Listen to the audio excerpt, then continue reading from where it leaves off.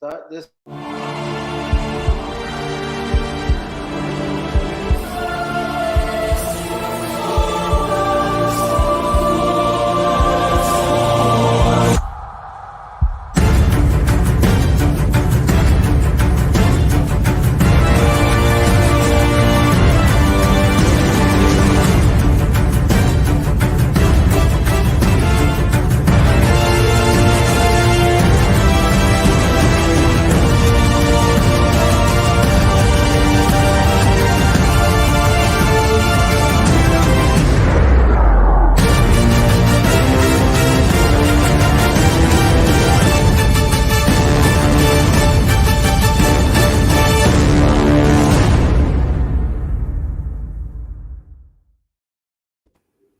What's up, guys? I'm Gabe. Oh, Lee, how you doing, Lee? Brad, what's going on, man? Hey.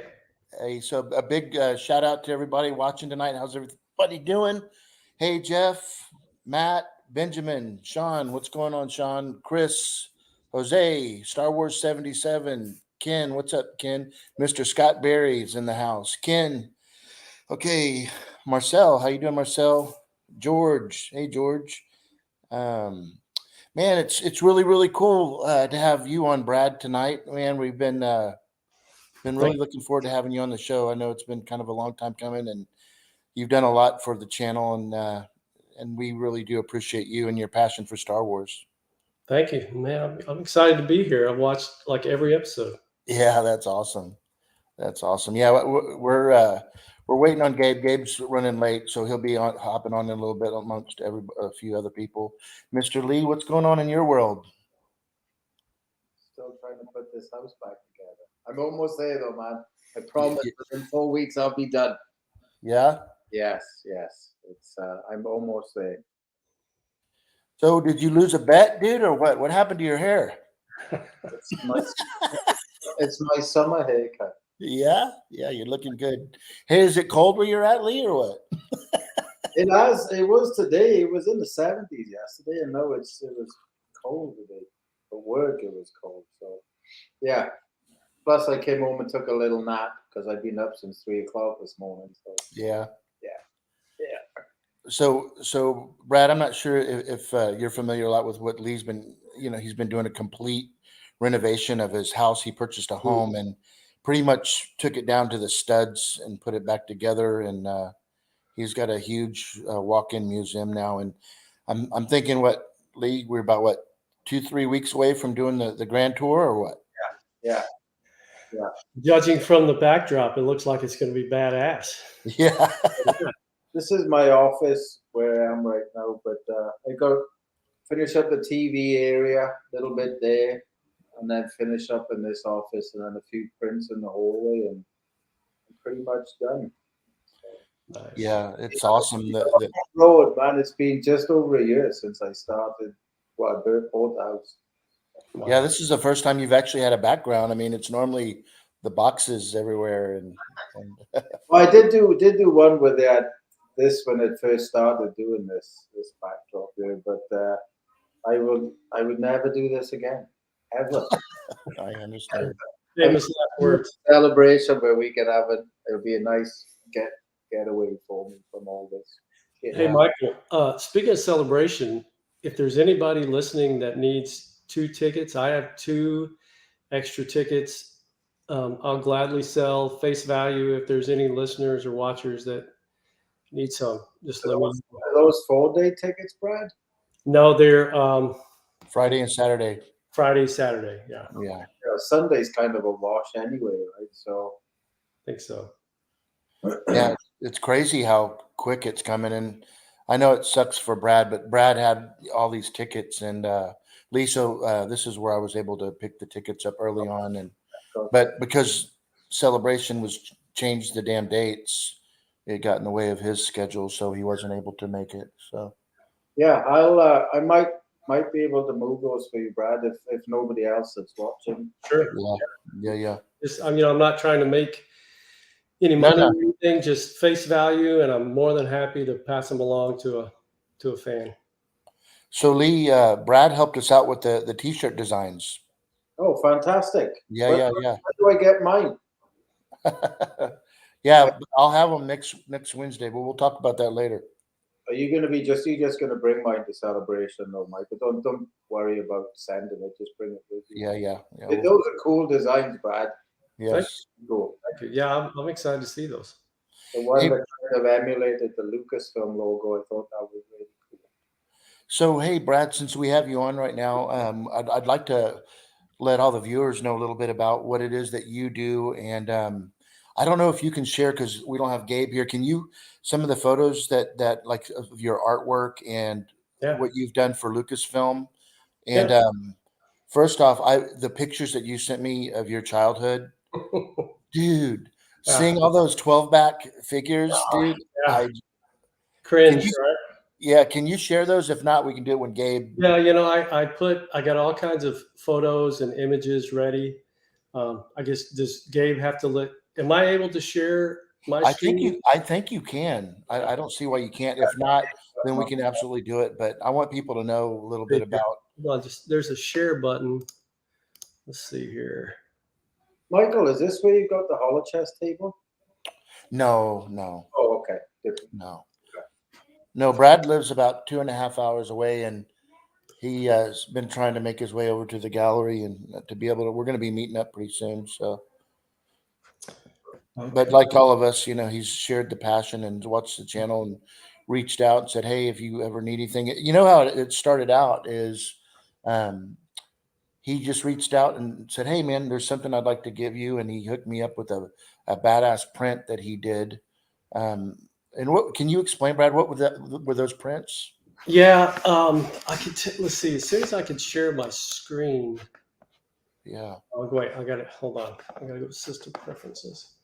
Let me get it. There's actually a kind of a story behind the whole thing. System preferences. Unlock the screen. Let's link live button upper left corner. Yeah, the background looks really good, Lee. You did a good job, man. Yeah, man. It's I put up some more shelving and some drop down lights up here. It's Yeah. taking shape. I tried not to bounce around rooms. My plan was to finish each room at a time, so I wasn't. But as stuff gets delayed in that, and you can't sit around. Yeah. I mean, you thumb up your ass, you got to get on and do something else. So I've unfortunately been bouncing between this and the kitchen right now, which is. I have to quit real fast, but I'll be right back. Not a problem, bud. No problem at all. Is Joseph joining us, Michael? Also. Yeah, he's supposed to hop on as well. Joseph and a couple other cats, but yeah, man. So yeah, it's been a crazy week. I've got a lot of traveling to do. I'm hoping next week that I'm going to get a chance to go by the ranch, Skywalker Ranch, and I'm real excited about that. You're going down to San Francisco to see your boy, huh? Yep, that's exactly right. Yeah, so I've got Gabe on standby as my attorney, and what time's lunch with George? yeah, I'm meeting with George Lucas around between 2 and 2:30 if I can get over there in time because I've got a couple other stops, but we'll see what happens. Gonna squeeze him in between spiels. Yeah.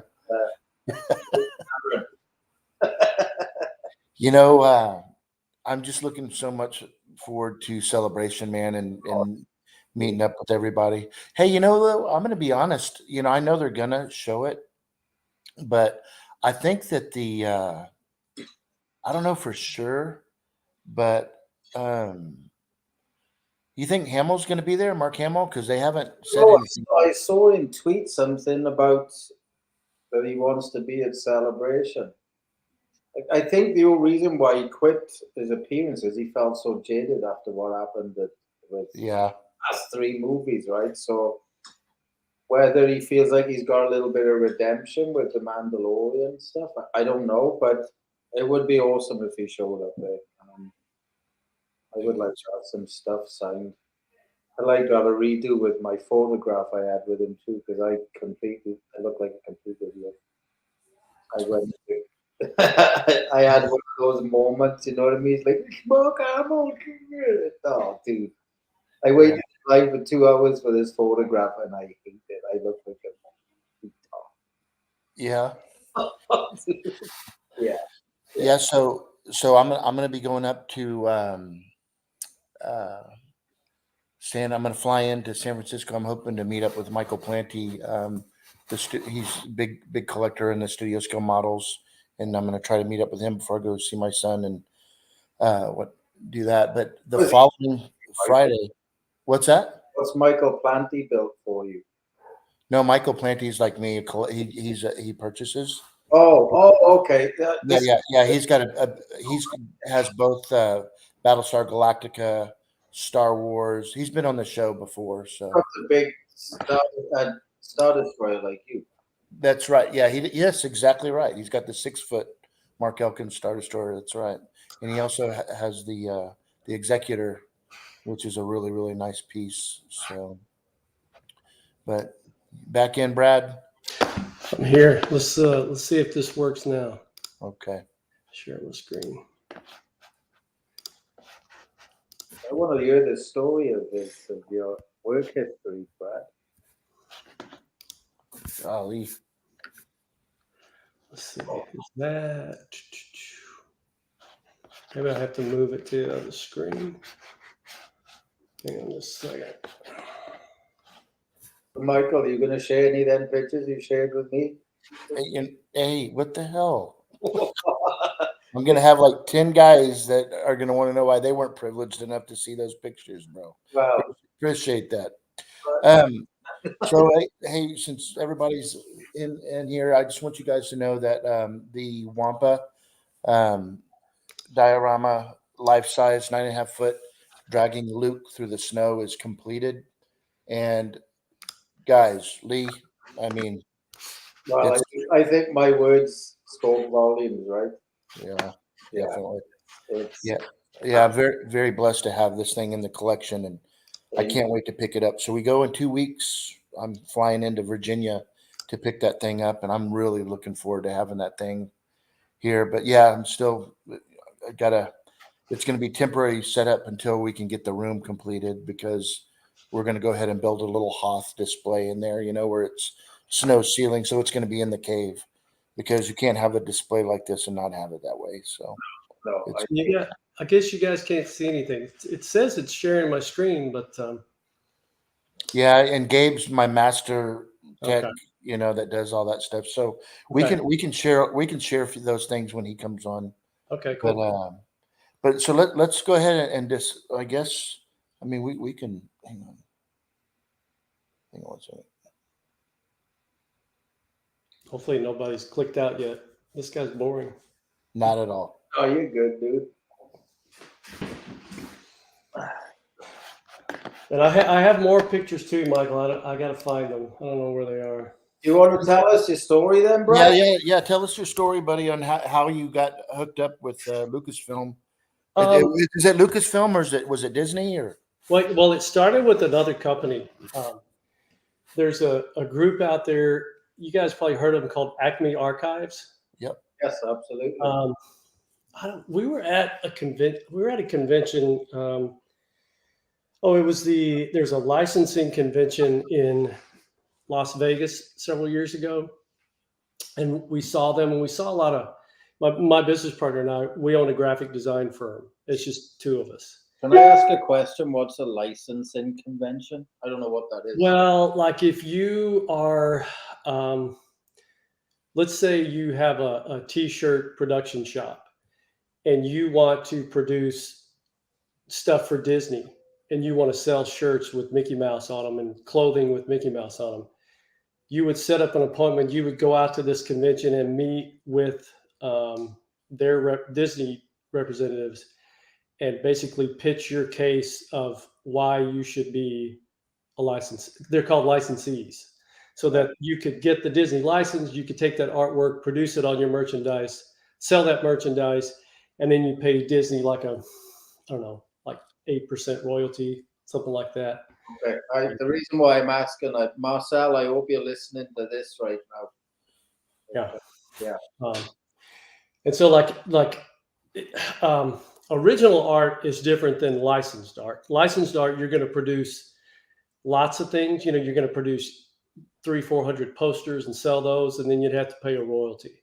Right. This original art, I don't think that involves any kind of license that I know of. So we met these guys, and I noticed they had all kinds of different artwork from, Star Wars, Marvel, all this kind of stuff, and we were like, man, we could do some of this stuff. And the one of the guys there was like, well, here's my card. Yeah, if you do something, reach out and contact me. So I just one day put together I had this idea of like some kind of commemorative posters to do for the 4, 5, and 6. Those are the only movies I like. I don't like the prequels. I don't like the sequels. So I put together these sketches, and I've got the sketches to show as well. And sent them to him. The guy's like, you know what? That's kind of cool. Do one for A New Hope. We're going to do a New Hope kind of promotion. Put together what you're thinking, and we'll see about putting it out there for sale. So I did, and it's not like hand painted. It's real graphic. I drew it in Adobe Illustrator, and they sold okay. A little bit, and so we then put that on our website, and then I ended up finishing. I did all 3 posters, kind of how I saw them. They're real graphic, like I said, they were done in Adobe Illustrator. How is that done? How does that work, Brad, on Adobe Illustrator? So are you basically? Is it kind of like what David does, Lee, where you actually draw it like on a computer? Yeah, you draw on the computer. I think I know who you're talking about. His is probably done in Photoshop. I know what David, which is dots. Photoshop is basically you draw a line and it's made of all these little tiny dots. Illustrator is made up of lines. So like an Illustrator file, you can blow it up big, you can blow it up small, you don't lose resolution. That's what David uses, is that, Michael. So if he's doing Photoshop, he's got to build it at the specific size it's going to be produced. Because if he builds it something and blows it up, it's gonna get real grainy. But I'll show you when this pops. When Gabe. Yeah, that's real good. So, but basically, just because I've never known, and I've seen hundreds and hundreds of pictures and photographs, and there's a lot of artists that have been on our show and on other shows, and I've just never really understood like you'll see some of these guys, like for example, Jerry Vanderstelt, he's been on our show, and you guys know he's, does a lot of stuff with Lucasfilm, and I can't wait to see what he's going to have at Celebration. But when you see like Mark Hamill's face, I mean, that is Luke. It looks, almost like Marcel, like you see like a picture that Marcel did of like the Emperor, and it looks like he took that picture out of, a film, like a real deal, and put it on there. It's like, wait a minute, you actually did that yourself? You know what I mean? So when you're you're able to sketch a face and do all that stuff on your own when you're doing that? Well, yeah, I mean, I like a lot of those other guys trained kind of classically, but guys like Marcel do this beautiful fine art, right? And I don't know if he does that does he do that for a living, or is that like his that's side hustle? Yeah. So, guys like that, they're incredible. They're trained, that's considered fine art. I went the other route. I went like the commercial art side of things, where I worked for 2 really, really big ad agencies here in Dallas for about the first 10 years of my career. Just absolutely hated it by the time I left. And me and this good friend of mine were like, we got to start our own studio. We got to focus on the stuff we want to focus on, which is illustration, logo design. We do a lot of like font design, do a ton of that stuff. And it's graphic. So it's not really considered, but it's real flat, just like the Collection Wars logo, in the upper corner of yours, that's flat art. Yeah. So like if you can silk screen that, that'd be 3 colors or 4 colors. You could silk screen it. It's not printed like a Marcel print. They would put that on a printing press, and it would be printed with all these different dots and colors to make up the image. I gotcha. Yeah. And so I always kind of enjoyed real kind of silkscreen looking flat art. I was always kind of drawn to that, just personal taste. So I was always thinking, because I was always looking for Star Wars art to hang in my office. This is my home studio where I'm sitting.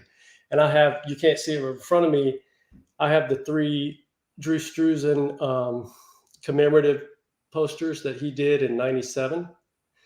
I don't know if you remember those. I'm not familiar with those. I can pull those up and show you too. Yeah. When you see them, you probably have them hanging in your gallery. When you see them, you'll be like, oh yeah. Oh, okay.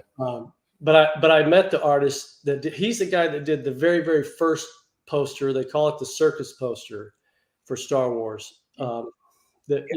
Lucas, I think Lucas contacted him directly, and he did the very first one.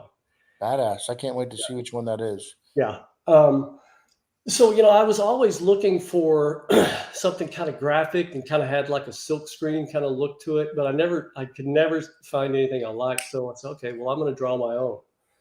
Well, after I did those 3, we put it on our website and we put it on a couple other sites. And then one day Disney called and said, hey, we saw this artwork. We really like it. And we're opening up this new park called Galaxy's Edge, and we're reaching out to artists to create all kinds of different things for us to produce and sell at the park.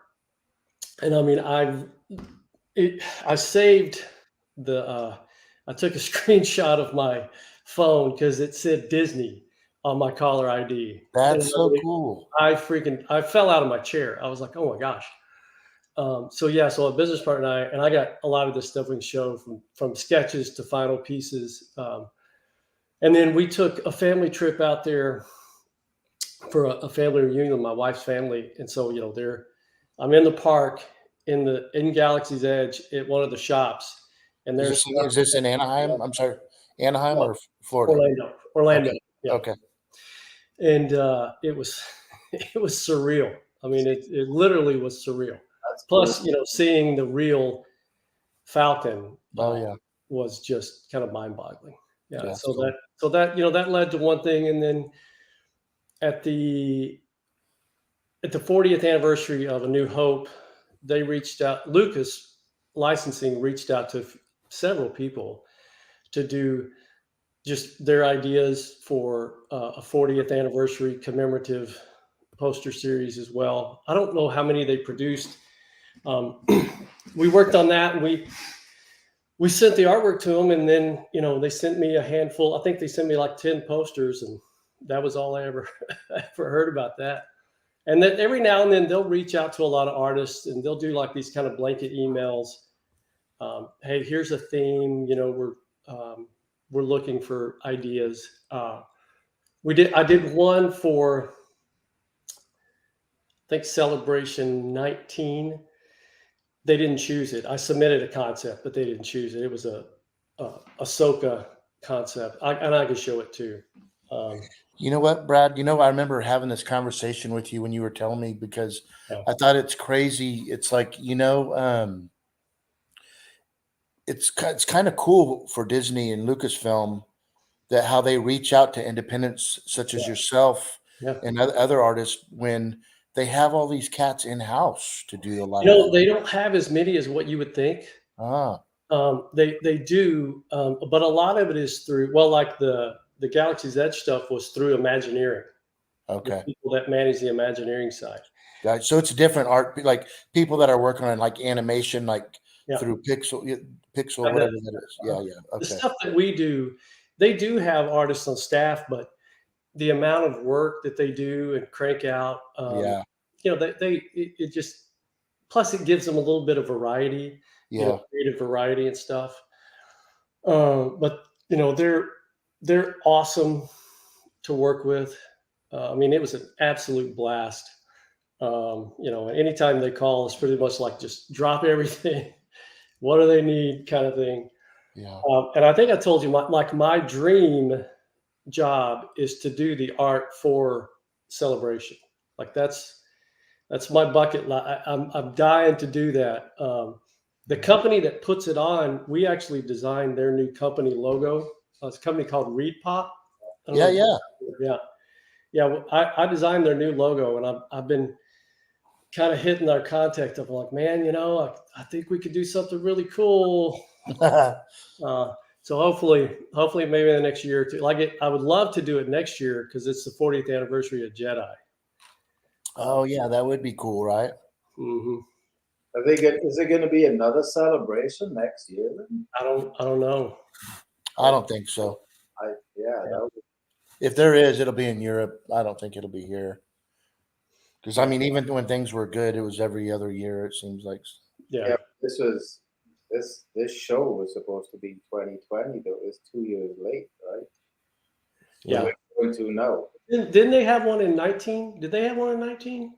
19. I can't even remember when Chicago was. Orlando. 17 was in Orlando. I think it was 19. Yeah, you're right. It was in 19, Brad. So they went 19. They were going to have it 20, but it got postponed because of the pandemic. Because that was going to be the 40th anniversary of Empire. Yeah. Yeah.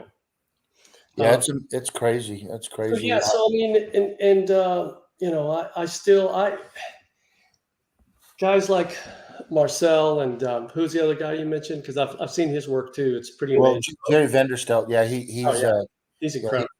Yeah, he's at Celebration and always has. Isn't that one that PC showed when he came on the show, Michael? Isn't that what he's dropping?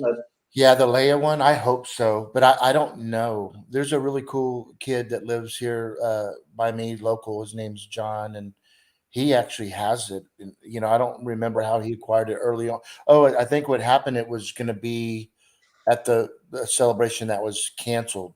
So he wasn't able to make that. But I love that one, Lee. Do you plan on picking that one up? Yeah.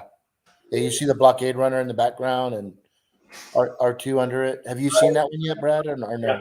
Yeah, it's amazing. It didn't grab me right away, but when I heard the story behind it, it changed my mind completely. But, I do want that. Yeah. You mean the story behind it? You mean Jerry's story? Yeah. When he was on the show explaining. The actual story of that painting, I was like, oh man, I have to have that. But like those guys, I really enjoy walking away from the computer and sitting down with a pencil and a piece of paper and trying to come up with something, sketch something out, concepts. I mean, I'll show you this real quick. We did they did a series of medals. They do those Disney marathons and like 5Ks and 10Ks and stuff. Yep. 2 years ago, I did the Darth Maul, Ahsoka, and Leia medals. That's cool. Pull these out. There's the Leia. Whoops. There's the Leia sketch that they turned into a medal.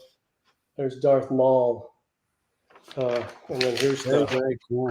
Yeah, there's the Ahsoka, and I got the actual finished art, but those are they called it the rival run. We did the medals for that. That's really cool. So what do you always keep like your original stuff that you do? So did you end up doing some work? By the way, Gabe will be coming on pretty soon. But I was going to say, you did some stuff for Galaxy's Edge, right? A few posters for them as well. Yeah. So when he went there, here's the very, very cool. Of course, I've got this one. A friend of mine was out there before me, and he bought the poster and sent it to me. But, badass! But you see, it's real graphic, so it's not. There we go. Yeah, and so that's the poster. So seeing that in person, that thing that must have been pretty exciting. There's the approved sketch that they signed off on that I made the poster from. Did you purchase your own work when you went there? What's that? Did you purchase your own work? Yeah, well, luckily, no. A friend of mine bought the poster for me and sent it to me. He's like, here, I saw it. It's here. So was it like a limited run that they did, Brad? Or yeah, I think there's quite a few. I think they had a pretty good supply. So did they they get like, I'm just throwing this out, like 1,000, and once those were gone, then they were done. Like, can you go get them right now at Galaxy's Edge? I don't know. There's probably a good chance you could still buy them. Yeah, I don't think it was a limited run. yeah. Because the park is based around the Falcon, so all the artwork we did was Falcon artwork. So how does that work then, Brad? Do they pay? They commission you? They pay you a fee, and then they just print out a gazillion of them? Yeah. We submitted, because what you do, like they say, okay, here's the thematic. This is what we want. This is what we're looking for. And I think we presented like 18 different concepts, 18 or so different designs. They originally only wanted like 5 or 6, and we submitted like 18. They bought all of them except 2. They're like, okay, we want all of these except these 2, so that we got paid a little more because they chose more concepts. And then we took those pencil concepts and turned them into, to final art. Right. Yeah. That's awesome. Yeah, that is cool. Yeah. For a kid, I was 5 years old in '77, and I saw the original in the theater. I saw 4, 5, and 6 original in the theater. So yeah, that's awesome. To be able to work on this for a living and have your artwork, at Disney World, Disneyland is. Yeah, that's a huge honor. I mean, there's so many talented people. I mean, literally, Brad, how many talented artists are out there that their work's never going to be seen. Hey, what's up, guys? My brother. Sorry I'm late here. You're good, dude. You're good. How are you? Good, man. And look, we got in the back. What's up, David? How you doing, bro? Oh, hello, everybody. I'll be right back. I'll be right back. Yeah. So we I'm glad David's on. We've been. I don't know. Have you been listening to conversation or not, David? But yeah, I've been here I've been watching the show. So good. I was just waiting for Gabe to get back. So very cool. Very, very, very cool. Yeah. Sorry, guys. Had a crazy busy day today. Kind of running around with the family, and then it was. Hey, it's Easter weekend. I know. It's just everywhere, man. Yeah, we had our neighbor. I don't know if I told you, Gabe, but our new neighbors that just moved in next door. They've got a couple helicopters, and they had all the neighborhood come over, and they did a big fish fry, and they flew the helicopter over all the kids, which was kind of sketchy, to be honest with you.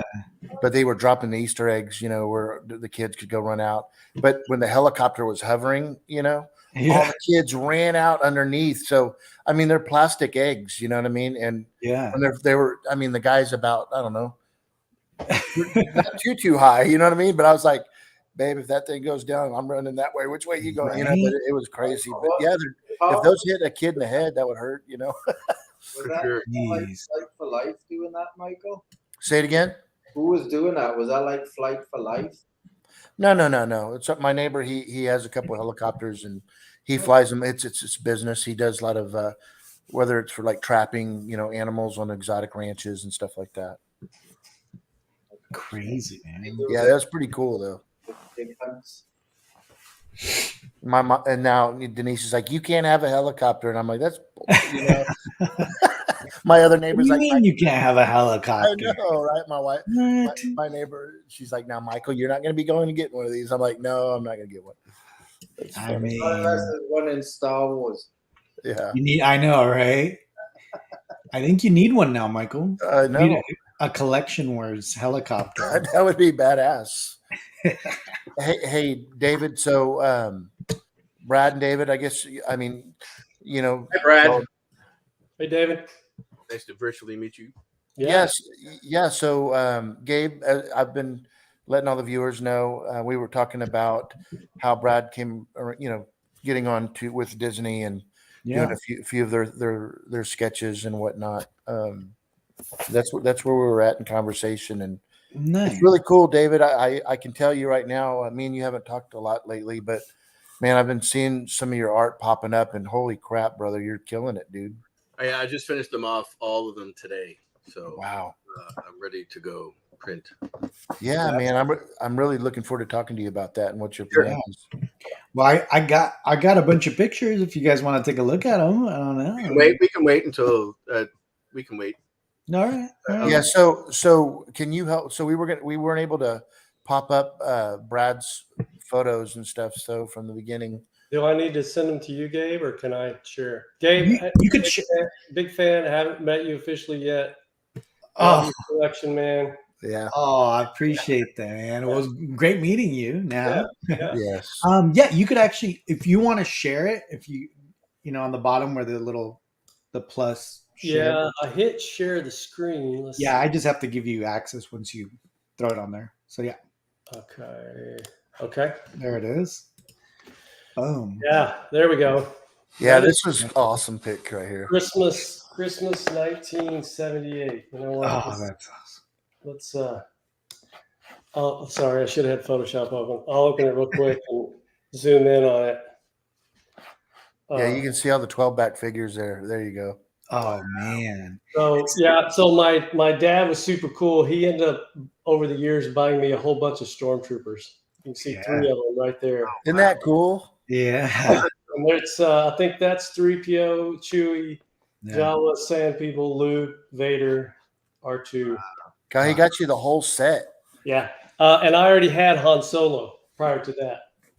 Oh man. You remember. That's really cool. And then this was Christmas '79. Check out the furniture, man. Yeah. I love it. Brings you back, right, David? When Sure. you're little. Absolutely.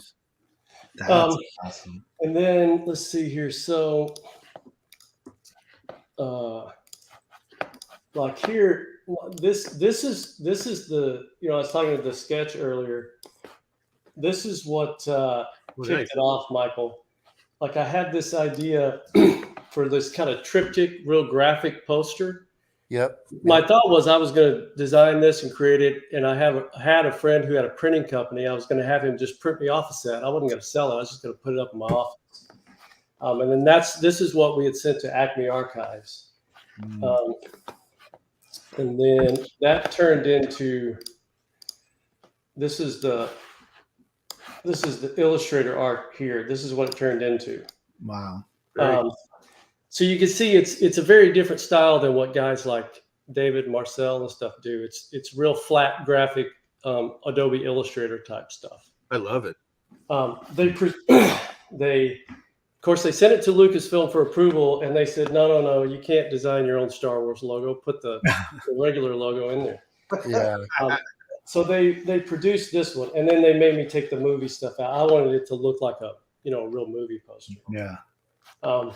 And they produced a few of these. I don't think not very many sold. And we never did anything with these two. I ended up finishing these two just for myself. This is what Disney saw that I posted online, and they immediately said, we want to see this Falcon. Can you send me a close up of that Falcon in that poster? So then that stuff turned into. Let's see. Yeah, that's the one this is the one from. You can see they made me change, and I had to add episode 4, New Hope. It looks very cool. Yeah, a little different idea. I showed Michael this one. Gabe, this is for you. This is the real. I love it. This is the real movie. This is the only one that mattered. I don't see the The only one, I don't know about that. Yeah, see? But that's awesome. Thank you. I'm in good company today. Well, no, I guess you got Lee here. That's right. That's right. So yeah, so then, like I said, when we were working with Disney, these were like I said, this is when we were working on the concept sketches. This is what was said. So this one here and this one here were approved. And actually this was just a different angle of the Falcon for here. I'm sorry, for here. And I think they went with this one because I did like 3 different angles for the Falcon. And then this was the finished product of this one. Like I said, it's real graphic. That's cool. A little R2 getting on there. Yeah, got R2 there. Moisture wrapper. Did they use this one for pins? Or Mhm. no?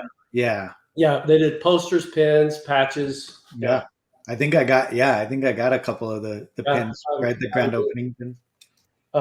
Yeah, so there's the printed post. That's the picture a friend of mine sent me, and he's Yeah. like, "Here's your poster. I want to buy it." That's cool. And That's then really this- cool. What an honor, right? Yeah, So is it like a one time? If you don't mind, if you can talk about it, when you got paid for this, I know Lee kind of mentioned it a little bit. Mhm. When did you just get it was a one time deal, and then no matter if they sell 1 or 1,000,000, yeah, no. okay. Yeah, it's just Yeah. Here's Yeah, you here's don't get here's what we're gonna pay you. Here's I here's an figured. invoice. Yeah, that would be awesome if it was a royalty type We thing. would all be millionaires. Yeah. All right, David. And this one, I ran across this one earlier today too, Michael. This was That's badass. this was another. This one was for Acme as well. They were doing some Predator stuff. They really liked this one. Arnold Schwarzenegger killed it. He hated it. He said absolutely not. Why?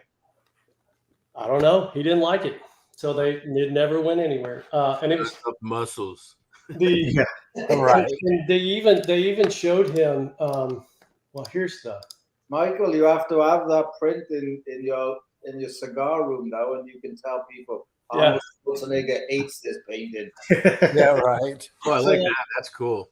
This is the sketch I did because I was like, because they were like, Arnold is so particular about his likeness, it's got to be dead on. I mean, I worked this thing like crazy. This was the original sketch, and they're like, "No, we got to get him better looking to get Arnold to sign off on it." Because the idea was to try to blend the Predator in the jungle. Because in the movie, you don't even see him till the very end. He's blended into the jungle the whole time. So that was the concept behind the finished product. Yeah, I like that how it blends into the greenery. He hated it. Said no, thank you. Hey, so real quick, I'm just curious. Why does he have a say? I mean, it's not his movie. I mean, it's he has control over his likeness. I gotcha. Yeah, that's one of those. I'm sure it's in the contract. When he signs a contract to do a movie, he has complete control over his likeness. And he said, no, thank you. Wow. And then this was the 40th poster that was done. And this one, I did this one a little differently. I love this picture. This is what you sent to me. Yeah. And this is a digital Photoshop painting. What I did was I did where's my sketch? Yeah, I did this sketch first. And I scanned that in, and I really just in Photoshop, some guys might know how it works. I just played with all kinds of different layers. And then Photoshop came out with these brushes a few years ago that look just like a pencil mark. And like an airbrush, you have all these different effects you can do. So I took this and I was like, man, I bet I could do, this kind of really artistic looking digital painting in Photoshop. And that turned into that. Nice. Yeah. And I have this one. Yeah, I sent you one, Michael. Yeah. Yeah. So this is where I was introduced to Brad, because he's like, hey, Michael, you're here in Texas, not too far. And I was able to pick one of these up from him. It's really, really an honor to have that. It's kind of pixelated. Let's see. I think I had a close up. Yeah. Just a close up of the stormtroopers. I used a lot of different paint spatter kind of effects and this kind of outline effect. And this was a lot of fun. I spent way too much time on it and really didn't get much money. It looks great. At all. Thank you. It's got a Drew Struzan feel. Yeah, very, very Drew-like. And then here's the medals that I just showed. You're in good company right now, Yeah. Brad, with David. Yeah, no, I've seen his work on the Facebook post. It's amazing. So the Maul, Darth Maul and Ahsoka medals, the eyes are exactly the same on each side. So if you flip them over, the eyes line up. Oh, nice. And then the Leia. I didn't do the Stormtrooper or the design. I just did Leia for the medal. What is that? 5K, 10K runs? Yeah, they did. They do it at Disney World. I think Disneyland too. They have those marathons and 5K, 10K kind of stuff, and you get a medal if you participate. You'll have to go and do it one year, guys. Yeah. Yeah, go for it, Lee. You go get it. You go take it for the team. Yeah. Hey Lee, Lee, This is I'll smoke your ass, dude. Oh, this one.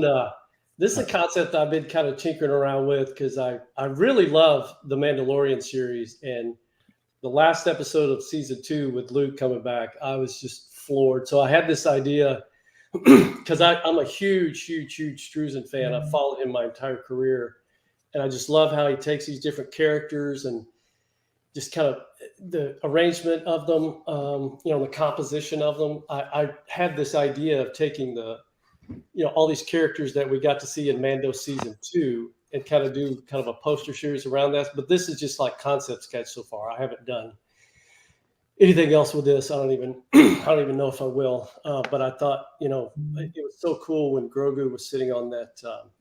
yeah, I got a really cool painting of that actually.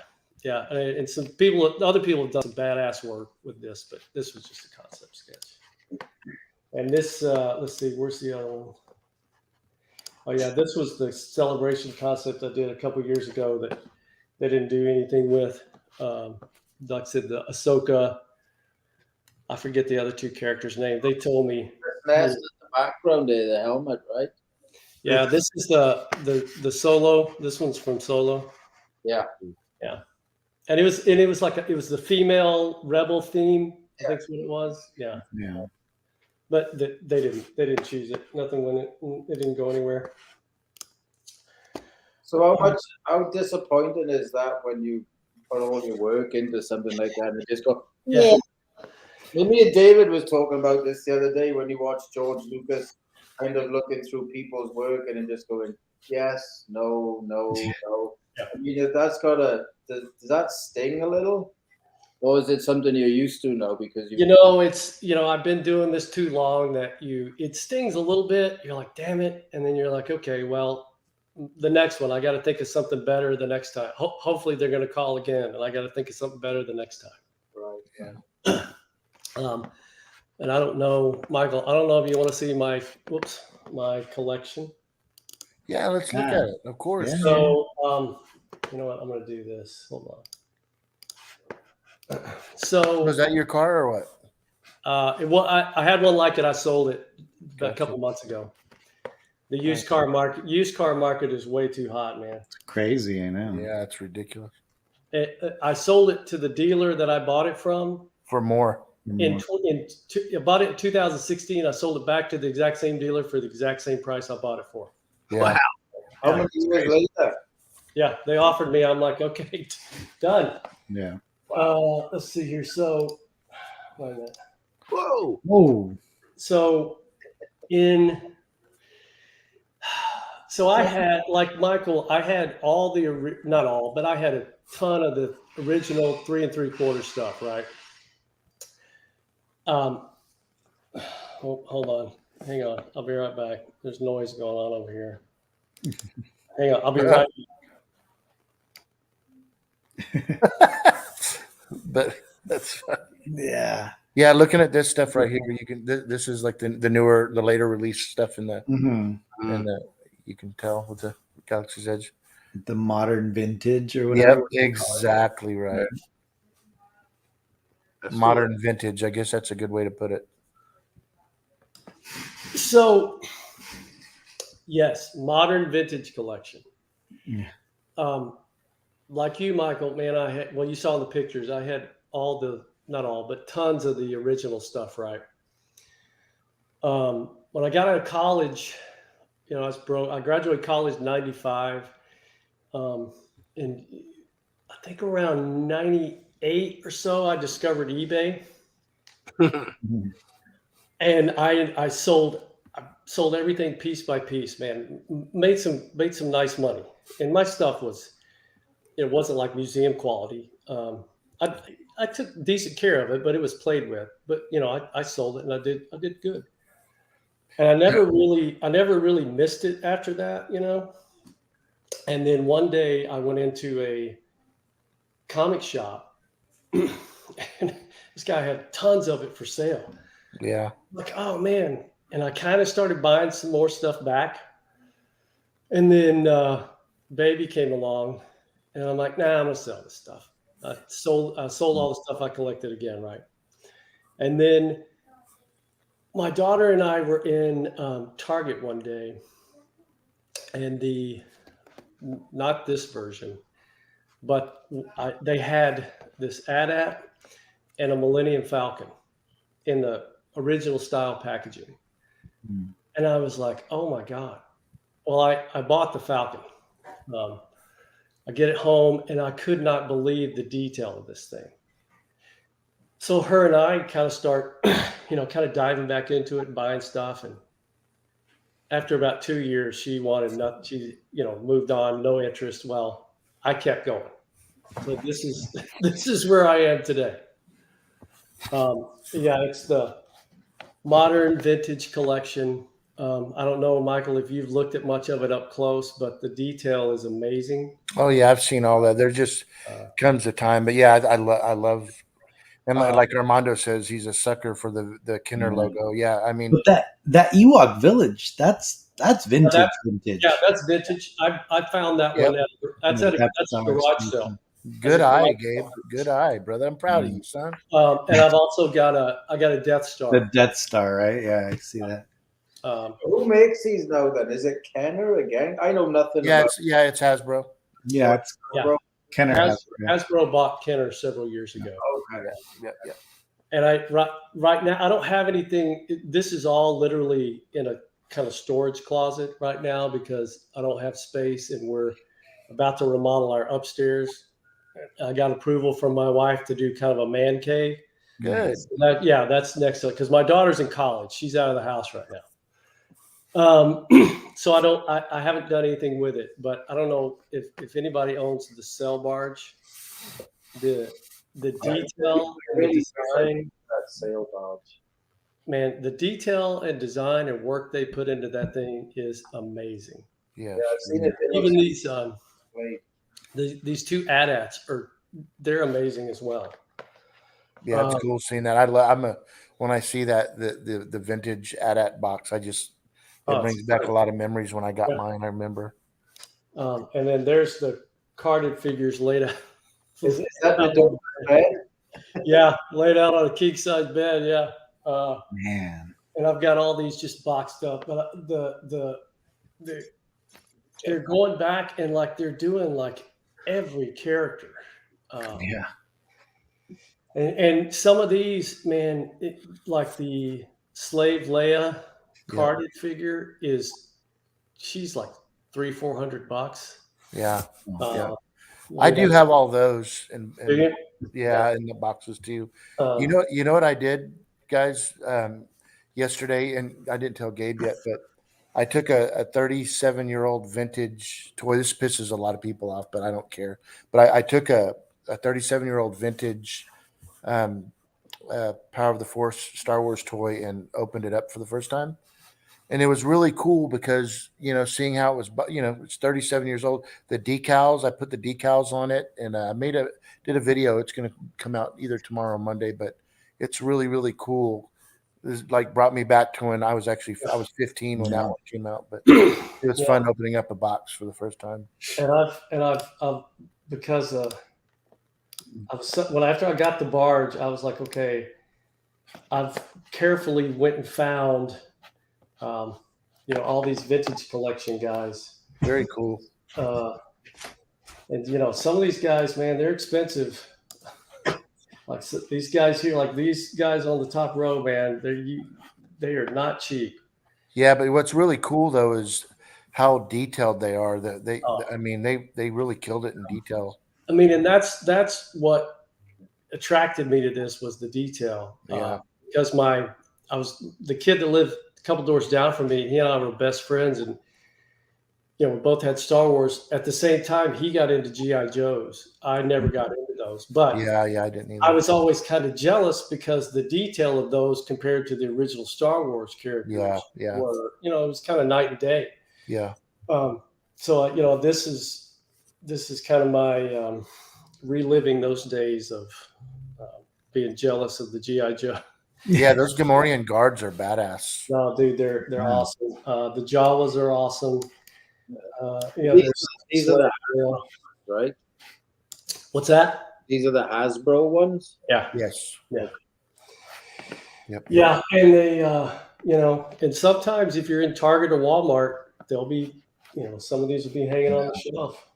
Yeah, it's really crazy. We've talked about this in the past, Brad, that it's weird that, when you go into a store now, you just don't see that many toys anymore like you did back in the day in Star Wars, where you had one, sometimes two full rows of Star Wars, and it's shit, even when the prequels came out, it was that way. But Well, the toy store in my hometown, it was pretty much dedicated to Star Wars. There was not much of anything else in there other than Star Wars. yeah, that's crazy cool. Yeah. Yeah, that's So cool. that's my story in a nutshell right there. Well, thank you for sharing it, Cool, Brad. man. Yeah. And a big thank you to helping us out with the logo designs and stuff for Collection Wars. Oh yeah. Yeah. That was a lot of fun. Yeah, man. It was an honor to get those from Oh, you. and I'm going to. Michael wants 2 of my celebration tickets for him and his wife. I'm going to hand deliver them, and I'm probably going to stay the night in his studio, his gallery. Right. He had to get Soak it permission. all in. He had to get permission. That was like one of the deals, So if you're doing the T-shirt designing, can you do a T-shirt with Gabe and Michael's faces on them? Then Oh, what the hell? Yeah. You don't need our faces on anything. Yeah, right. I want one just to have one. I think it'd be great. Just to throw darts at it or what? I know. That's what you want it for. I think you guys need a poster, Collection Wars, and you both have lightsabers, like you're, Yeah. Oh, that's pretty cool. like a Vader Obi-Wan type poster. The thing is, though, if you do that, Brad, I need you to. I'm working a little bit on it. Lee's trying to work with me, but I need you to make it not quite as pudgy. Yeah. Me too. I'll put your face on Obi-Wan and Gabe's face on Vader. How about Trim that? a little Yeah, off the cheeks here. I got. Yeah, right. So Make me a little buffer. So real quick, I think Joseph's going to pop on in a little while. And I sure hope he does, because I'm looking forward to him showing all the viewers this badass studio scale. Yes, Star Trek. I absolutely love this piece that he got. Pretty cool. I like that better. Like So- 80s style cartoon. Yeah. Gonna make you Fred Flintstone and me like no. Arnie Scoot or Shaggy. Yeah. Shaggy and Fred Flintstone. Hey, wait! You saying I look like Fred Flintstone? I don't know. Okay, so jumping over to Mr. Boudreau, man, can you tell us a little bit about what's been going on with you lately? You've got this. You've decided to. I know you always have these projects that are going on, whether it's like working on the Yoda and that badass Snaggletooth and a couple of the Cantina creatures, and then all of a sudden we see you pop up a sketch, which was really, really, interesting. And then all of a sudden another sketch pops up, and then another.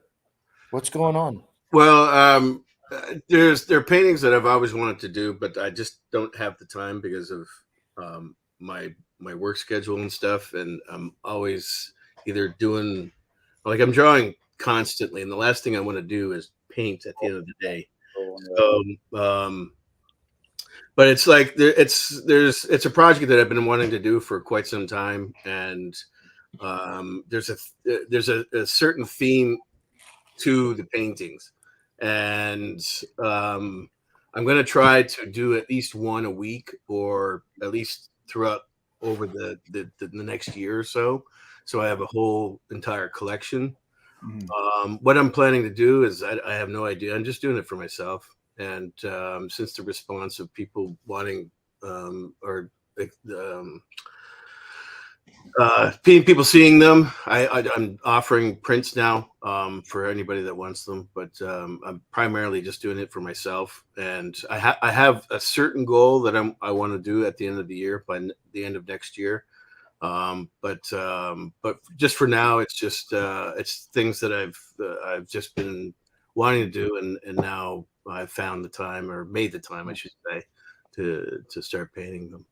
So it's a real exciting thing when I saw these, and Lee had been telling me about some of the concept stuff that you were looking at doing, and then I actually saw on Instagram the last one that you did, and I can't wait to show the viewers. But I was just going to ask you real quick, David. So you have decided, because I'm absolutely interested in this, and I know that a lot of the viewers will be too. Yeah. So are you just putting it together? How you're going to do it? Are you? I wasn't sure what I was going to do yet. I hadn't really decided. And, I was talking to Lee back and forth about, doing a certain run. And like, I'm not in it for the money. So it's like, I'll just have an open-ended run of whoever wants 1 or 3 or, but right now my goal is to paint them as a group. Mm-hmm. And then decide what I want to do at the end. But in the meantime, if someone wants to print, I'll print. I'll be back. I gotta see what my kitten is doing. I can hear mischief. Tearing up your freaking Boba Fett. So hey, David. But I tried to print them on my printer now, but my printer, I have to make sure that it's printing the colors that I painted it in. Mm-hmm. And so it has to be. So I might have to actually take the files into an actual printing place that I deal with down here in Hollywood and have them do it instead of me doing it here. So it's going to be a little bit more expensive, but it's going to be worth it down the line. Are you doing a digital or offset? It's all completely digital. I'm not sure what offset is. What does that mean? That's the printing press where they break it down into CMYK and they print those 4 colors to make the other color. But digital, if you're doing a low print run, digital is the way to go. Yeah, I'm not familiar with the whole printing process. That's a whole different wheelhouse. So yeah, it's not going to be like a limited run or anything like that. So just yeah, they're badass. So Marcel's asking, David, are you telling your own Star Wars story with the paintings? It's really cool because I know we're going to pop these up in a second, right, Gabe? We're going to show some of these, but like these are like, and this is what I had mentioned and told David in an Instagram post, but it's like the story behind the story, like this life-size Wampa project dragging Luke. That's, it happened, but you never got to see it. Thematically, I wasn't going to reveal what I was doing, but I went as well.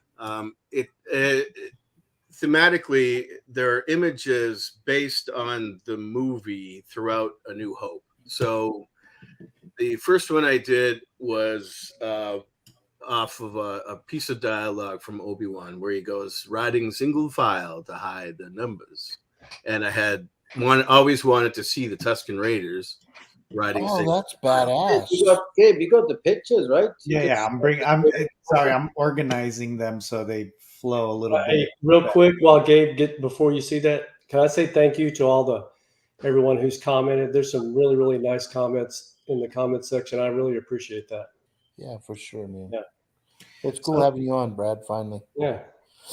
So the way I'm just going to show kind of the final product and then kind of work down, David. Work backwards, okay? Yeah. Okay. So I've never, David, what you just said, like the side, but to hide their numbers. I mean, nope. Who thinks about stuff? That's really cool, dude. Yeah. Yeah, it's just I always had this image in my head, and you never saw it throughout the movies until The Mandalorian, of course. Yeah. Sorry, Dave. You sent me really high res, so sorry. Yeah, great. No, it's. So yeah, I wanted to. I had this idea. I did several different rough concepts in the beginning of just picking out, like, okay, what do I want in this picture? How do I set it up? I love the Tusken Raider mask, like just the design of the character. Yes. It's one of my favorites. It just says Star Wars all over it. It's like I agree. Character. I mean, there's so many iconic different imagery or characters from the movie, but I just love. So I wanted to show him. I originally was going to have him full you could see him like from head to toe. But then I was like, yeah, he's too far back. I want to see him right up close to the image, to the screen, so you can really appreciate his mask and the detail. But so I do like really rough concepts. They're really scribbles when I'm initially trying to figure out what I'm going to do or what's in my head. Those are the ones I want, David. Oh, the original sketch. Oh, I love that stuff, dude. It's, I mean, they're rich. I mean, most of them are not detailed. They're just like we call them salt and pepper shakers, and yeah, I love those though in the storyboard world. Yeah, but because of my storyboard background, I'm and what I do for a living, I set up and I try to establish a storytelling in each image. So and the composition, the way the composition is set up. This is just showing you some of the details that I go into, and I initially wanted to paint. That's cool as shit, man. I didn't want to paint in this format, like in the dimensions, because it's 21. It's a Ralph McQuarrie dimension. It's basically 21 by 10. And but I really love the panoramic imagery. yeah, I was just going to go by 16 by 20, which is more of a portrait kind of style, but I really love this, and so I wanted to go with like a cinematic feel to it. So yeah, that's so cool. I like how you can see Jabba's palace in the background. Right there. Yeah, so I wasn't necessarily doing that as Jabba's palace, but I just same with the moisture evaporator on the other side. It's not necessarily Jabba's palace, but it was just an idea of maybe one or just a Tatooine type of structure. But it can be, Jabba's palace if someone wants to be. I mean, it's non-descriptive anyway. It's in the background anyway. So, What medium are you working in? Dude, that is so badass. I paint. I'm a traditional artist, so I started painting and drawing digitally. I trained myself to paint and draw in Photoshop, and a lot of people up until then, I'm a traditional animator, so I draw and paint traditionally. But if I wanted to still be in the industry, the whole industry went digital. Yeah. And so if I wanted to continue, I had to teach myself how to paint and draw digitally. So I bought my first computer in 2011 and bought a Cintiq, which is what I have here. Yeah, that's what I use too. Yeah. Yep. And so I paint and I draw. I only use a few layers. I learned to work in layers because of clients. When they want changes, it's very difficult to repaint something. So I kind of break it up into, I do like a sky. I'll take images from this particular thing. I grabbed a bunch of different, like I also wanted a moody sky. One of the things that I don't like about The Mandalorian is the TV series is that they don't use elements of like the weather, and it's really atmospheric. It's always blue sky, it seems. So in this particular thing, I wanted it sort of not that it would ever rain in Tatooine, but there are some moody shots in A New Hope when Luke is it's overcast skies when Luke finds or discovers his uncle and his aunt. So I wanted something more atmospheric and dramatic, and so I go through and once I get my concept, I take different elements. I get reference from different skies that I like, different sunsets, and then I'll get reference for like rock structures or mountains or whatever, and then I'll once I have all my reference, then I can start painting and start detailing. I'll start with a black and white sketch first, and get my values, and then get an initial concept or initial idea of where my lighting is going to be, and then go from there. Dave, what sizes are you going to offer these in? You're going to do 2 sizes, no? Well, my initial size is 21 by 10. But there's so much detail in this, it's going to get kind of Well, lost. you can. I mean, it depends on whoever wants and whoever has the wall space for it. Mm-hmm. If you got the wall space for it, I can find out how, I can work out some prices that it might be like, I mean, initially I would like these much bigger, to be, I don't know, 36 or whatever dimensions. I don't know if Gabe just didn't mean to pop that photo up yet, but What's that? Jeff is in line. Holy shit, dude! I haven't seen that. So I take screen grabs from The Mandalorian and different, because there's not a lot of bantha photos out there other than so I needed to see some detail of what I'm painting and drawing and understanding of like what the face is and all that stuff. So I just take screen grabs and try to get an idea of shape and color, and have an understanding of what I'm drawing. I've never seen so many banthas get killed. I mean, it's crazy, dude. And the boga, badass, dude. Oh, that's awesome.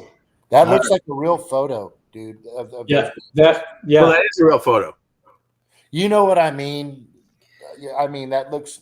Well, the last one was a real photo. Oh, was it? Yeah, that's that's your reference, That's right? my reference. Oh, I thought that you drew that, dude. No. That's badass, dude. You see the dude? That's so cool. Okay, go. These With are the reference. These are Okay. reference.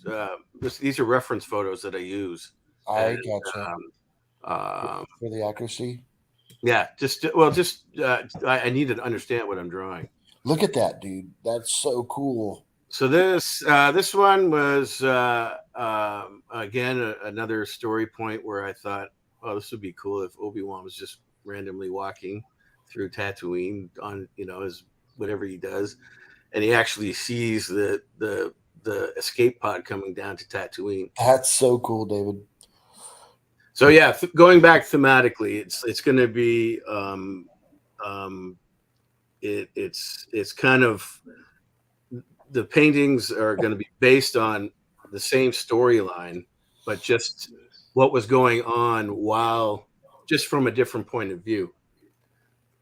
So it's still going to tell the story of Star Wars, but just from a certain point of view. Good job, Gabe. Lee said it first, but you couldn't hear him. Yeah. Hey, so David, this one was a little bit more difficult to put together because I had to go through and get, because there's a lot there's not a lot of photo reference to understand what's going on. So I did initially a 16 by 20 version of this with Obi-Wan walking through the rocks, and it's a different staging. I don't know if I sent you that one,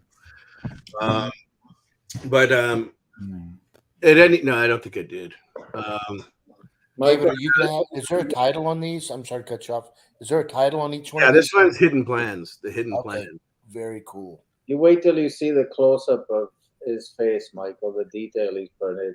So, again, the pose that I took my Hot Toys 12-inch figure, and I basically photographed it with somewhat of the same lighting that I was going to use, I use that as a base. That's cool. But then I realized that the wrinkles of the action figure or the 6 scale doesn't have the weight, so I couldn't really use it. So I had to go and imagine like where the folds are and just paint, just use my knowledge of drawing and painting and lighting and whatnot to establish the different folds in the in his cloak. God, so real. But yeah, this is I had to screen. This is I took a screen grab from the movie to use as reference. There were several different, but I had to move his eyes so his eye direction is going in the direction of where he's looking. What else? It's I go back and forth quite a bit when I'm working because I start to it's an evolution. So like once I start painting and drawing, I come up with different ideas, and even which direction the escape pod is coming in. I wasn't sure, do I do it this way or does he come that way? So yeah, it's a process. Oh, these are photos again. References. I just used, these are just reference photos of painting that Inspiration. part. Yeah. Just again, their understanding of what the what his cloak looks like and stuff like that. So. Yeah. Here, Armando said it's cool that David is creating non-filmed scenes within the original trilogy. Oh, wow. Yeah, that was a sketch painting I did last week when I was. I think people will want to buy that too. That looks like it could be on a stamp. Right. Oh wow, there you go, Dave. Yeah. Yeah, I'll You're like, yeah. In the corner of the get on market. yeah. That's awesome. Wow, look at that though, dude. That's amazing. Yeah, it's beautiful. Thank you. Yeah, it's really, really cool.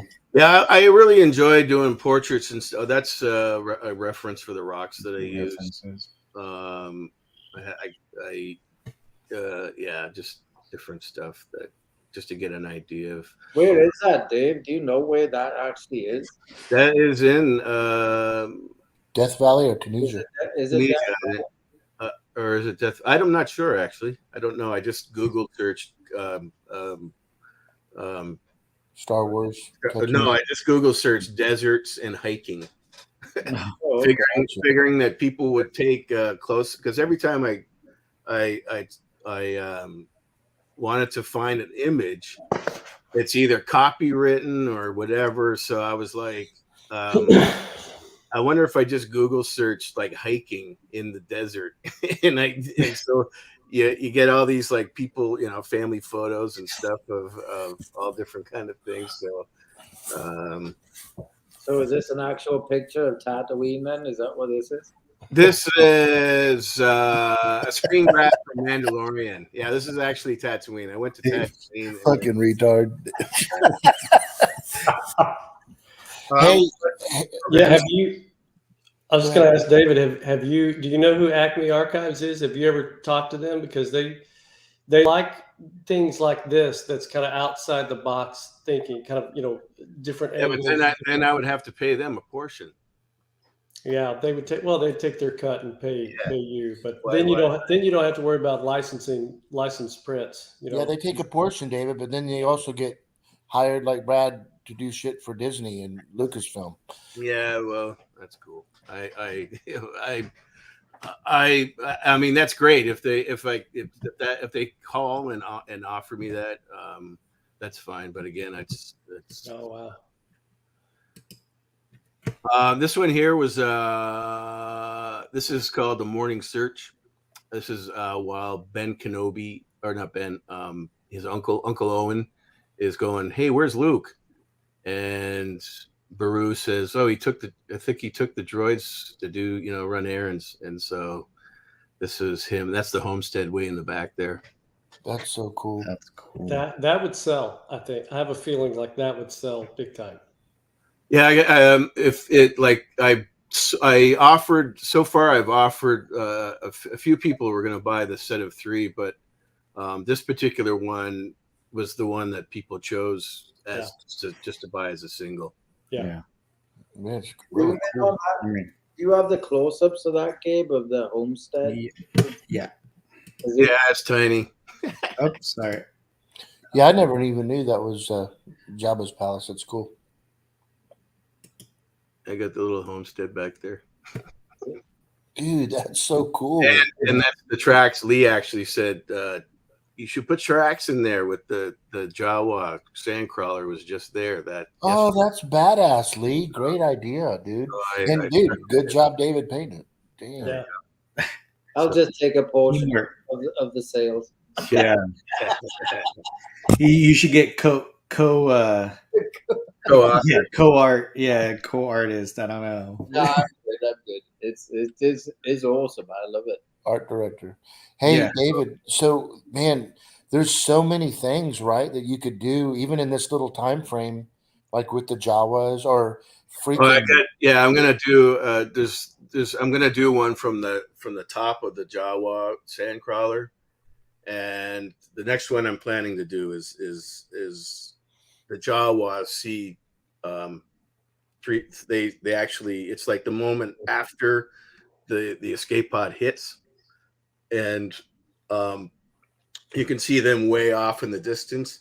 But I love Jawas as well, so I wanted to have a moment where there's a couple of Jawas, pointing like off into the distance, and you can see like the little escape pod. So I'm hoping that I'll have to do a few roughs to get my idea. Golly, not to overwhelm you, but can you imagine a little fast forward of showing when the stormtroopers are destroying the Jawa sandcrawler, or when they're in? Believe me, I've already.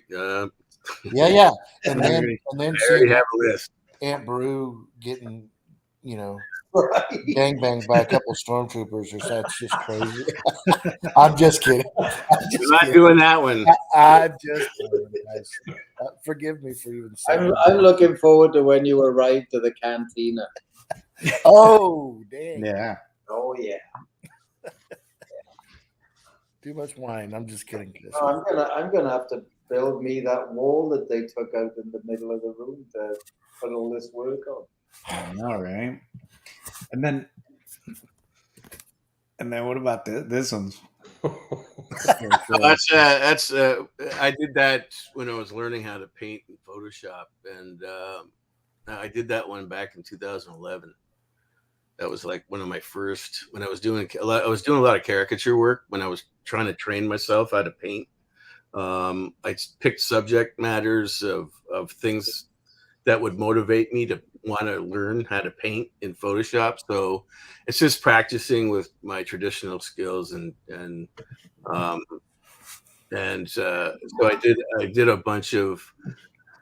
I started doing caricature stuff, and I started posting, and then people wanted prints of my caricature stuff, and so then I became the caricature guy, and for years. So I did like the Comic-Con, and I did the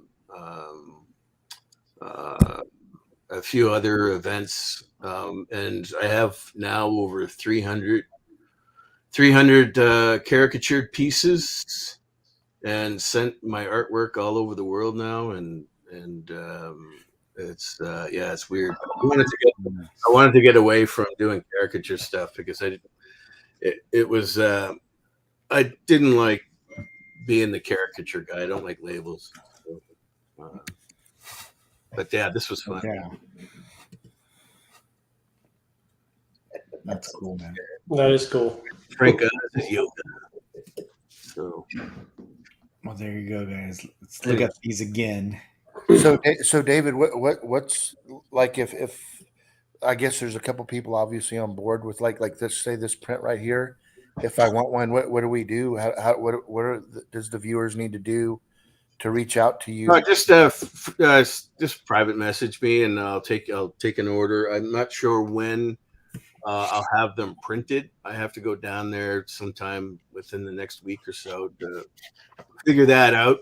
I'm hoping that they'll be able to print exactly what you guys are seeing.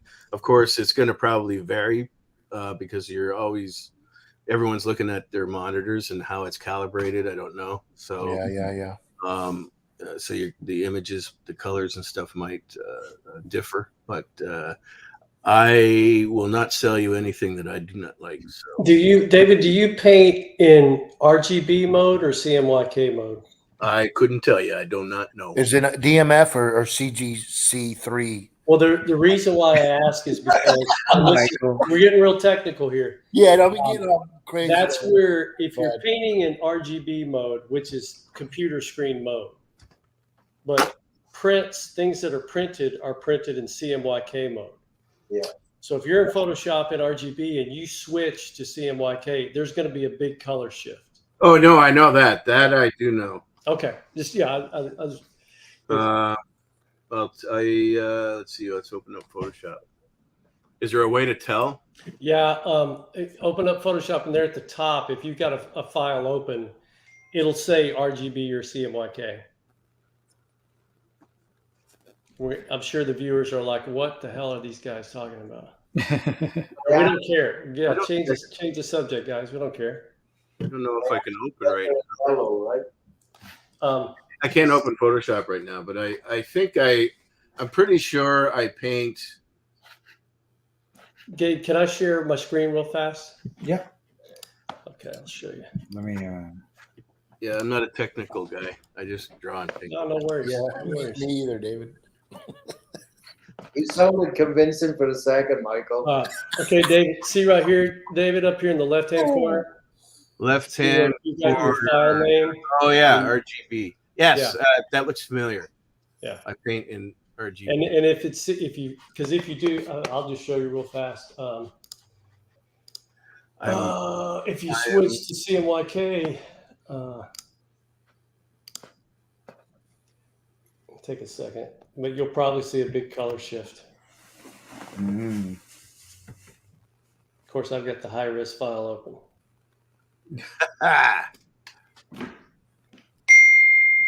Everyone's bored to death now. I'm not. Come on. It's probably running slow because of for streaming, I would think. No. Yeah, it wasn't much of a shift, but there was a little bit of a shift. Oh yeah. But you mentioned layers, Michael. These are the layers. So like look at Chewy. So this is how I painted Chewy over the sketch. All these different shadows and he was talking about working in layers because clients make so many changes. Yeah. I mean, just the tiniest things, you do little layers. How I break it up is I do like a sky, then the land, and then like a layer per character. Yeah. Depending on how many characters there are. But then at some point I get tired. I'm like, okay, shit. What layer was I painting on? I keep forgetting. So I end up like combining all the layers together and paint as I would be on canvas. I mean, here's a quick example. Oh, whoops. I mean, that's color. Oh yeah. That's where you start from, and then screwed up. All right. But do you work in? I work in 300 DPI, which is like printable. Anything that over 300 DPI, it's printable. And what are you laughing at? I'm laughing at this shit because I don't understand what the F you guys right. are. Sorry, guys. Sorry, 1% of the viewers. We're getting technical. Yeah. Yeah. David, what are you laughing at? 300 DPI, printable stuff. Couple gigawatts. Wait, so you guys don't use what's that old program on the Macs, the Paint? Oh yeah. What is it called? Yeah. MS Paint. You didn't do that on that? Oh. No. But yeah, it's when I started working, I was getting like so into like I could zoom right into like the eyeball, and it was like it's like when you're working that tightly, it all my paintings just look like photographs as you blow them out, right? So the time you by the time you print them, it looks like a photograph. And people were like, what is this? Is this a photograph or is this a painting? And they couldn't. So I started working a little more loose, and I like seeing brushstrokes and the roughness, the rawness of drawings and stuff. So, Well, it's a privilege to have such talented people around You're welcome. It's good to be here, Gabe. us. Speaking of talented people, Lee. Now, Well, Michael's got some creativity. I see his dioramas and stuff that he's built in his studio. They're pretty badass. Oh man, yeah, they are. Appreciate that. Hey, you can see Gabe that Lee lost a bet. Look at I guess Lee he lost the bet. So he's Lee, you look good. It makes you look thinner, dude. What's that? It makes you look a lot thinner. Well, You took the term knucklehead to another level. that's right. ooh. Don't represent the label I've been given. That's right. If I shave my head like that, I would just look like a cholo, like it just straight up like gangster. Yeah, you will. Yes, you will. Oh wait, we haven't had that in a while. Wait a second. All right, let's. Prepare to make the jump to light speed. They're getting closer. Oh yeah? Watch this. Watch what? Oh God, dude. We haven't had the Falcon have a little breakdown for a while. I think there's a few people that are asking how do I get in touch with me. Well, there you go. Just go to my face. Well, they're saying there's a lot of Facebook. Just go to the Collection Wars page, and then you can find me there. I'm sure. Yeah. There you go. Left Coast Graphics asked about vector. Yeah, all with the exception of the poster I just had up, everything's vector. All the other stuff was vector. Man. While you guys were talking about Photoshop, I was like, I got this in the mail today. What is that? You guys know what it is? No. Check this out. A life-size replica of Skeletor's. Oh, What is it? The Havoc? Is that what it's called? It's like. Oh wow. oh, that's awesome! I got to see that skull, Gabe. That's cool. That's This awesome. is gonna be Wait, crazy. you cancelled it at Sideshow because it was cheaper at where Entertainment Earth, you said?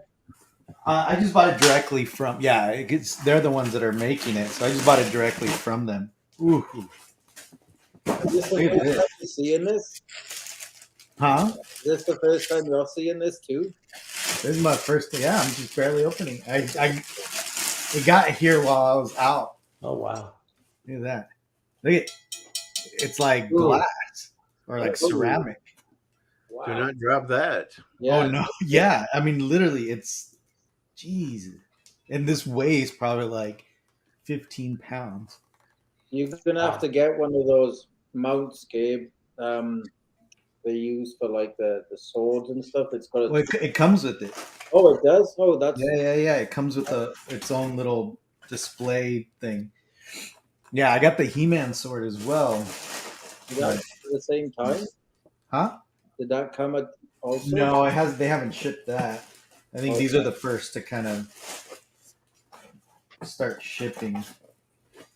I got my Eye of Agamotto. You're right. It does feel very interesting. Oh, and it's all aluminum. Right. I thought it was gonna be somewhat plastic. But Gabe, that Eye of Agamotto, you're right. It is very cheap. Oh, the Hasbro, right? Yeah, but it does look really good on the shelf. But it is when you touch it, it's just like yeah. Yeah. Yeah. Yeah, this thing's cool. I'll put it together and see what it looks like. Yeah, it's like 6 feet over 6 feet tall. I mean, Where are you gonna put that? in the living room. I'm just gonna. My wife's gonna come home one day and she'll be like, "The hell is that?" Be like, "What? Skeletor's freaking What's the problem? yeah." It's Skeletor's Havoc staff. What? What's the problem? Are you a big fan of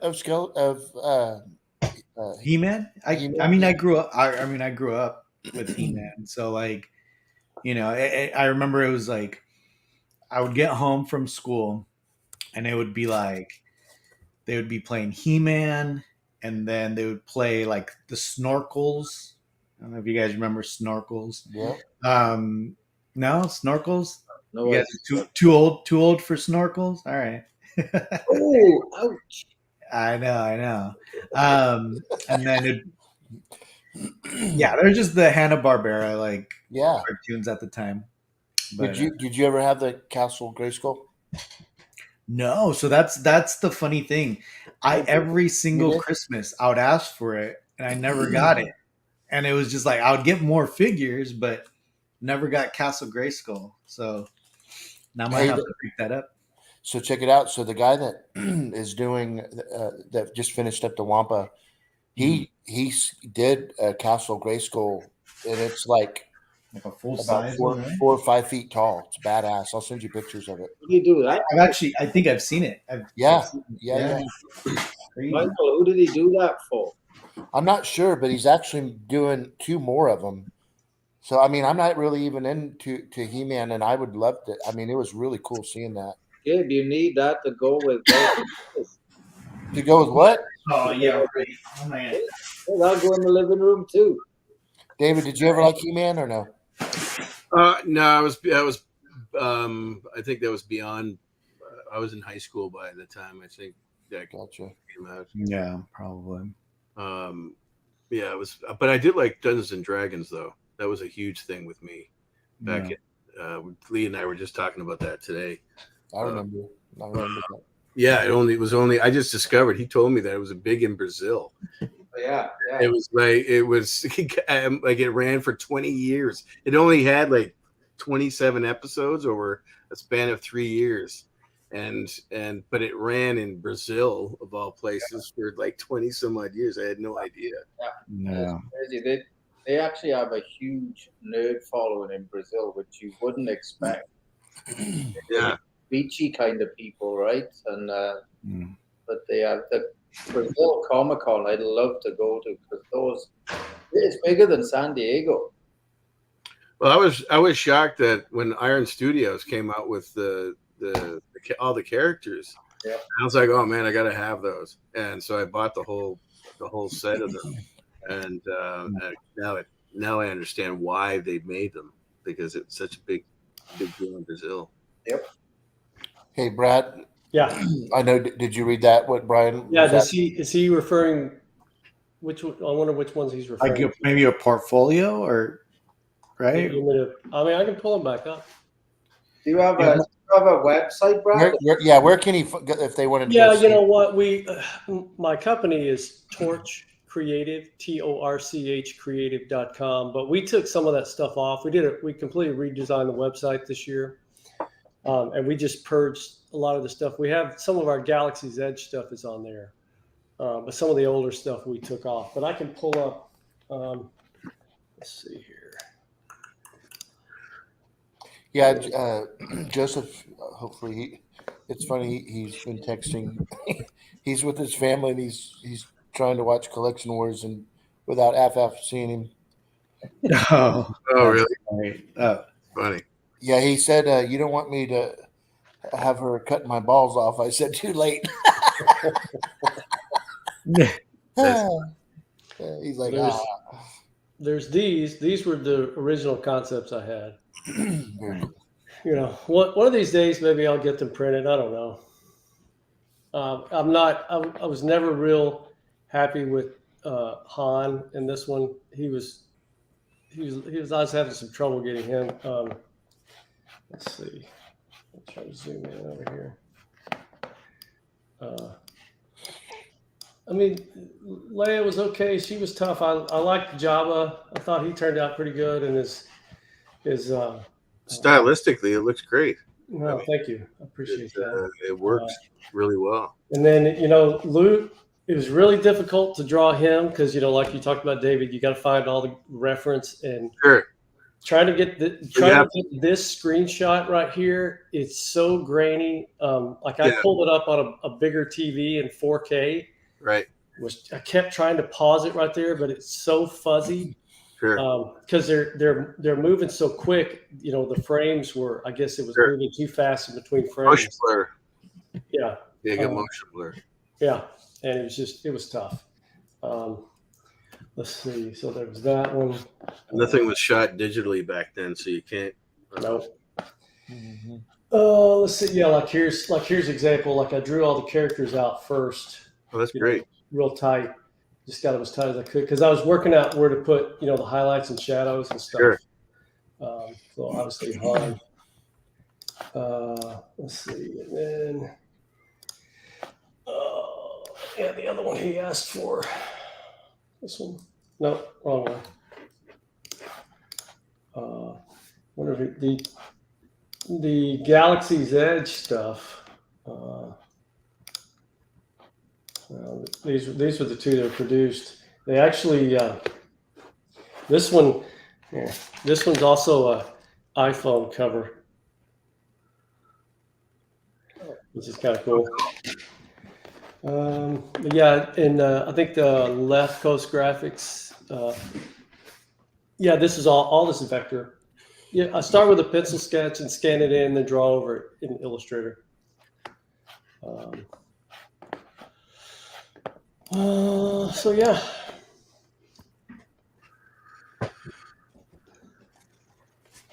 That's cool. Elite. By this kitten. This thing's a psychopath. I swear to God, I keep threatening to take it back. And is he listening? You need that cat though, Lee. Yeah. Little shit disturber. That's pretty cool. Armando says that he's seen your work over at Disneyland. Brad, Yeah, that's awesome. Thank you. That's awesome. Thank you, Brian, as well. I appreciate that, guys. Yeah, Left Coast Graphics. Thank you. Yeah, vector art is that's the way to go for sure. If you like that stuff. So how's it been, David? Being off for? I know you've been off for a few months. Are you ready? Have you? When do you go back? I started working. We're in. How long have I been working now? Oh crap! I didn't realize. This is May. Are we in May? Man, time flies. April. I started in the end of February, so we're into our 17th season on American Dad. So, golly. So, Dave, when they take a mid-season break, does that mean the staff take a mid-season break too? no, it's just a scheduling. So some people will end early and then start early. So it depends on the overlap of the season. No, like for instance, now I've been watching Resident Alien, right? Right. It stopped like a month ago. They have this break. Is that the same in animation, or they just keep going? No, we don't do that. We'll work through throughout the year for per season, and then but this particular last season we were in contract negotiations with Disney, so now we're under the Disney umbrella, and now we're working with TBS as well, and so those contracts need to be worked out, and then Disney needs to decide whether or not they want to continue with American Dad. All stuff that it's above my pay grade. So, do you see Seth? Have you seen him lately at all? We don't. We used to see him all the time. Like I've been with Fox since 2009. So, We used to, I mean, we would go in for a table read every week with them, but since the COVID, we don't see that much anymore because we're all working from home. Very, very cool. Hey, Michael, remember the posters I was talking about that I have framed in my office? Yep. I'm going to show them online. I want you. I know you've seen these. I'm sure most of the viewers probably have these or very familiar with them. This is my favorite set of. Whoops. Oh, these are Drew Struzan ones?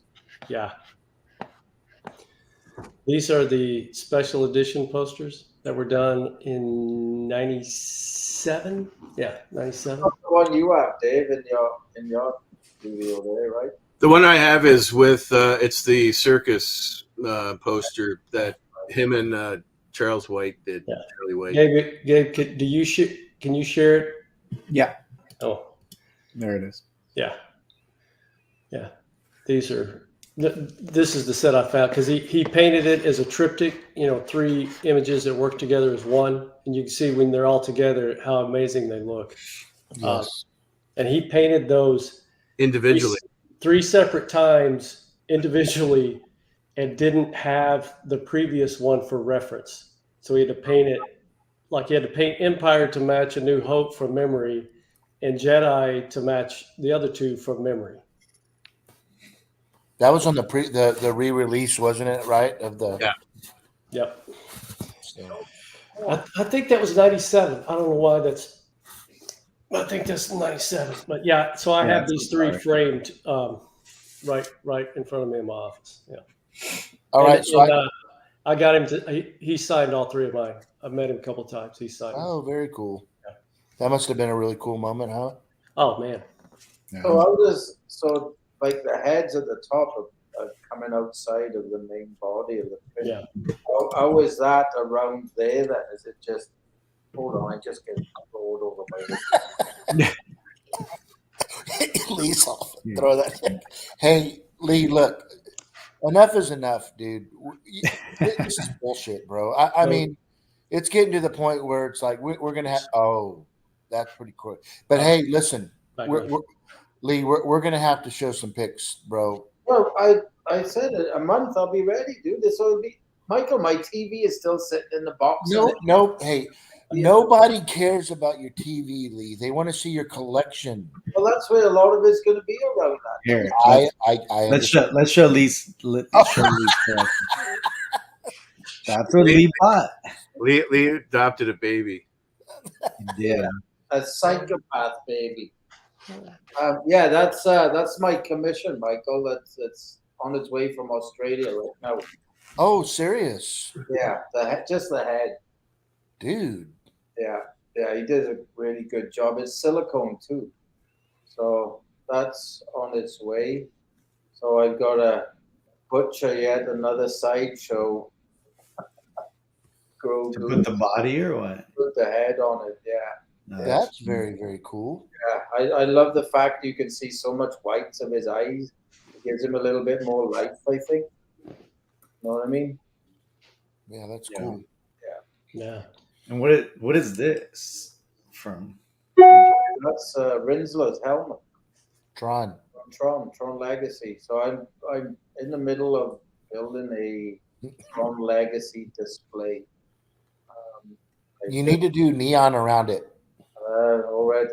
Already there, baby. All right, my brother. Yeah, got it covered, Michael. Yeah, I've got that one, and then I commissioned another one. I did get, if you want to flick through it, okay. Okay, that's a painting that I managed to finally get after years of begging the artists in France to sell me a print. He finally said yes. That's my favorite statue that I have, is that contemplation piece from Sideshow, the Mythos line. And yeah, that actually I think will be here Monday too. I can't wait to get that. I love that. My baby Wampa. So yeah, that's on its way, and that's badass. I love that. that's available again on Sideshow. I remember that. I remember. You can get that through Sideshow now. It was on, I think it was Acme. I got it through. I believe. Yeah. I think that's an Acme piece. I think I saw it. Yeah, that's really cool. Sideshow is offering it too now. So if anybody that missed out on the Acme run, then they can get it at Sideshow. But Yeah. it's cool. I've got the Cantina one of this. I love it. I don't know. That looks pretty close to Michael's 6-scale display. It kind of does, right? With the arches. Yeah, like the exact same like That's funny. It room. does. And it was pretty cheap too, from what I remember. But I haven't got that framed yet. And then that was my early birthday present from David. Oh, He sent me the Macquarie books. Yeah, that's beautiful, man. That's awesome, David. 22 pounds in what? 21.5 pounds in weight. Yeah, I told Lee he could curl them. Yeah, I could use them as weight. Curl the books. Yeah, it's beautiful, man. That's really cool. You can see in the background there that I still don't have no backsplash up in the kitchen. But I've got to get my stuff for Michael to get it on collection wars. I don't have running water in the kitchen. Gabe, every time, I was on my bike ride this morning texting him like, hey, when are we going to see the collection, dude? yeah. It's not far. A month. Give me a month and I'll be done. I just hope it lives up to people's expectations. I don't know how to get this stuff, guys. It's looking great, bro. You're doing a great job. I'm glad that Gabe and I could have given you all this inspiration over the year and a half that we've been running this show. I'm glad I shared all my secrets. Yeah, we're going to be sending you. I truly am. Yeah. I'm glad I gave you my secret of using Vestas. Hey, you know what? All kidding aside, it's so funny. But I swear to you, dude, Gabe, the majority, I would say, I swear to God, dude, I'm not kidding. I bet 50% of all the Vestas that have been sold in the last several years is because of Star Wars prop replicas. I mean, seriously, dude. Let's be real. I recently Stock in the company. Yeah, I know, dude. right? Recently, I came across an account that pretty much like is the exact same setup I have, right? Like same lighting, same everything, same doors, single helmets in there, and I was like, man, like that looks really nice, but they don't follow, they don't follow me on this, on Instagram. I was like, that's kind of weird. Like maybe they just came up, with it on their own. And then I checked my TikTok, and of course they're like all in my TikTok. I was like, well, maybe I should get a little bit of credit there. I don't know, maybe little asterisk. Like on the How many followers do you have on TikTok? I haven't seen any lately. I haven't seen any of your dancing. My last video kind of went a little crazy. I think it's like 500,000 views, but like that's crazy. I'm at 442,000 followers, I think. Oh my gosh. Yeah, it's TikTok's I'm TikTok famous. I was literally at some like little kid party with my kids and my family, and like one of my like little like nephews comes up and he's like, I saw you on TikTok. And I'm like, oh. So, yeah. That's funny. Oh, look. And we were making fun of you, Gabe, the whole time. I know. You guys are making fun of me, and now I got who's laughing companies. now? Yeah, companies sending me stuff to review now. Yeah, exactly. Gabe, a little bit of little stick of the knife right there. Can you show the other picture, the one? So that's the dude. That's cool. Jeez, badass dude. That's the Black God. That'll be Monday also. So you're gonna do a whole setup then. You have to now. I'm designating 6 cubes to Tron Legacy.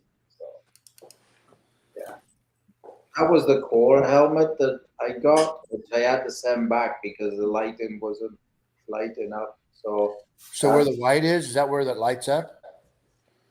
All the lines, right? The light, you see that like yellow line there? That's where they're supposed to be lit up like really bright blue.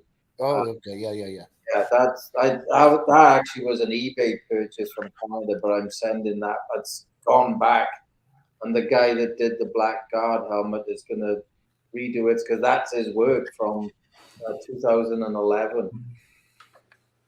So yeah, it's going to look pretty sweet when it's done and open. Hey, Gabe, you got to throw up Matt real quick so I can send that to.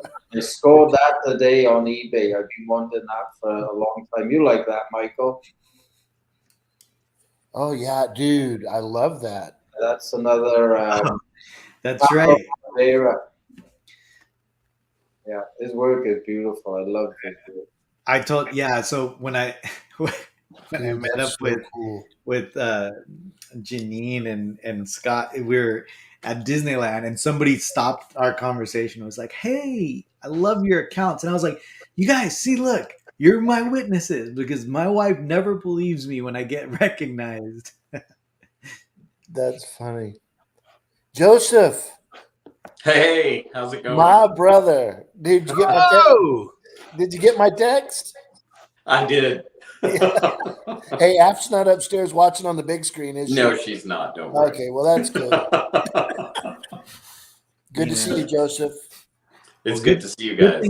Good thing these shows don't get recorded on some type of platform. Oh, I You know. people could just play forever. Yeah. Well, Glad it's this really fire funny and because disappeared. we were out tonight and we were at a party, and Michael's texting me. He's like, "Where are you?" I'm like, "I can't just up and leave everybody here and be like, hey, I gotta go, guys. I gotta go be on Collection Wars." And he's like, "Why not?" Trust me, I had a lot of explaining to do as I was like leaving the party. I'm like, "Sorry guys, I gotta go," and they're like, "Why?" I'm like, Yeah. I do this Star Wars thing, like, and I like didn't want to get into it because then I would have to explain it. So I'm like, I do this Yeah. Star Wars thing every Saturday. I just gotta go. Well, it's funny. The one person who understood is I have a cousin there who used to have a website called Geeks Worldwide, and he's like, "Oh no, I totally understand you. Go be on the show, and I'm gonna watch it."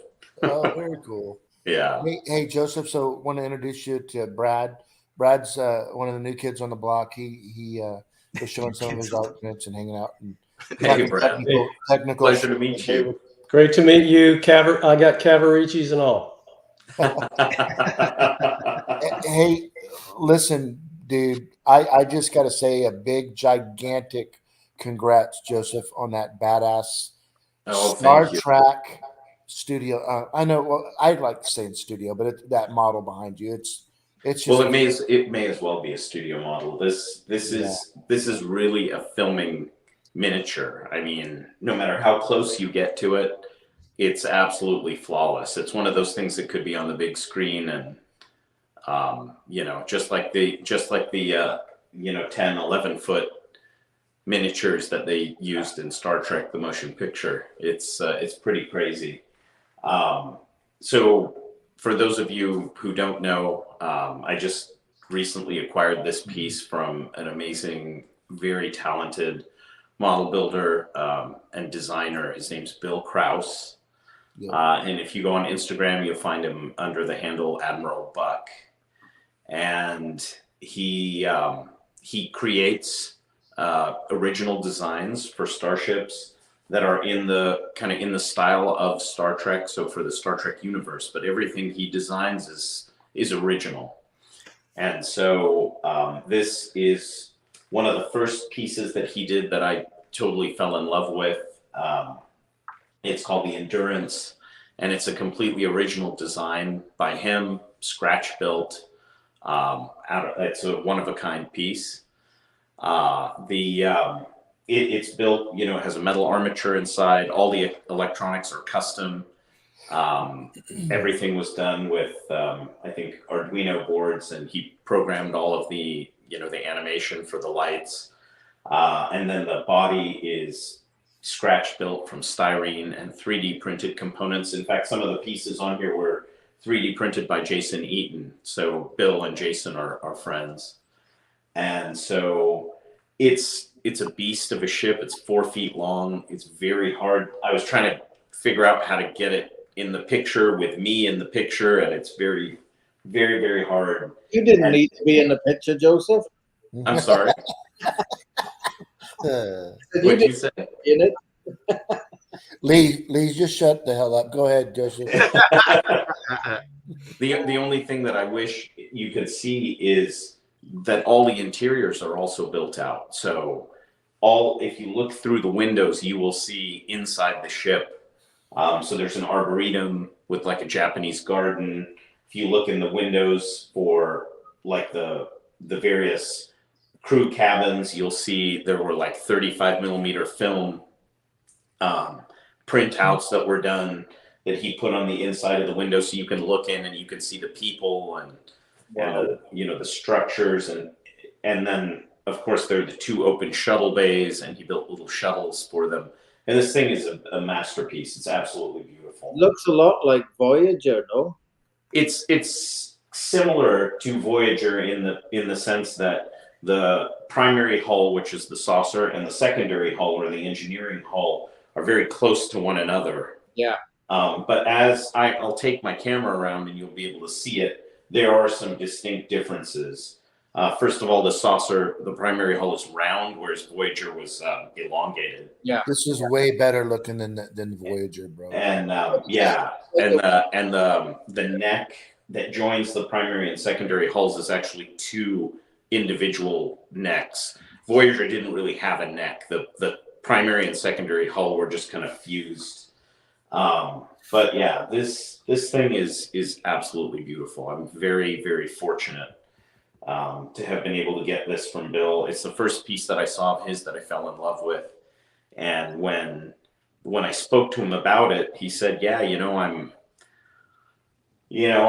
want to clear out my shop, my space here, because I have other designs that I'd like to build, and this thing is 4 feet long and it's taking up a lot of space, and there are not a lot of people who could house a piece like this. So if it's something you really love, then it's yours." So I want to thank Bill again for giving me the opportunity to have this in the collection. Where is he, Joseph? Is he in the States? Yeah. Tell him, Bill. Joseph, about Bill and his background in Picard and all this crap. Hey, that guy's. Yeah, so that's another thing. If any of you have seen the new Picard series on Paramount Plus, in the first or second episode, you'll see a scene in Picard's office, and on the wall there are a bunch of ships that are mounted on the wall that are gold plated. Bill made all of those for the show. Yeah, that's crazy cool. So yeah, That's a ship behind you, Joseph, that J.J. Abrams could just put in his new movie. You know what I mean? It's honestly, I think this is better. It's a better designed ship than a lot of the ships that they have in the films. Show us. Let's let people see the wide of it, like an up angle. Okay, so let me see how we're going to do this. Gabe I'm going to show you, because I don't know how detailed you're going to be able to get, but let me. Does Gabe have a couple of your pics? I have some of the interiors, but let me. The pictures that I wasn't able to take really good pictures. The ones you sent? Can I show? Yeah, go ahead. You can show the pictures that I sent you, but they're still not the best. Yeah, those are the interior shots. You can't really see the detail. I mean, my camera just doesn't take. See, if you see in that picture, what you're seeing is the roof of a Japanese, like a little temple, and then some trees, and then there's a Japanese like sand garden. But like these, like just these little screens, right? I know, dude. That's so badass. Yeah. It's crazy. Yeah, that's the shuttle bay. So what I can do is I can try and show you. I can take the camera and try and go around so you can see it. Yeah, let's try it. Here, let me do this. I will switch the camera around. That's cool. Someone asked if it comes with a flute. No, it does not come with a flute. No. Don't piss Joseph off. This is serious. Okay. So Yeah, this is really hard too serious. because there's lots of mirrors in this room. So here you can see, let me get over here. This is the primary hull.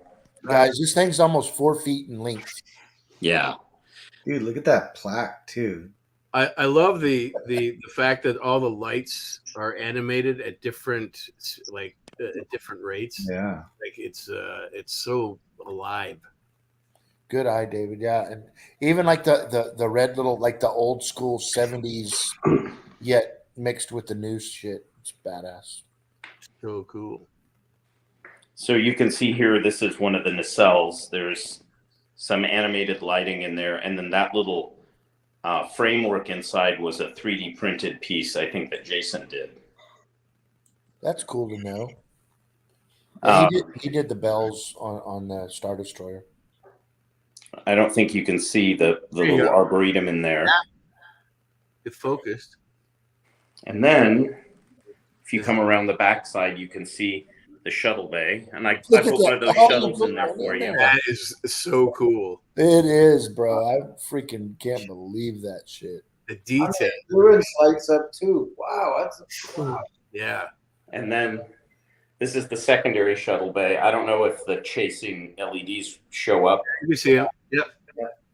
Dude, that's crazy shit. And all of those windows inside have people in them, and it's just crazy. And then this is another little observation area, or I don't. The problem is I can't really focus on it. But yeah, this is just, and I don't know if you can see in the mirror there, the front. Dude, that is just crazy. Oh, that is just unbelievable. That's so cool. Hey guys, I'm here to tell you, I want that. I think that thing is so badass. Trader. David. Trekkie. I know, Dave. My bad, brother. I'm a Trekker. I love the profile of that, Joseph. That looks really cool. Yeah, look at that thing. Go up a little bit, Joseph, and just look at the body style, man. That thing is just freaking badass. Yeah.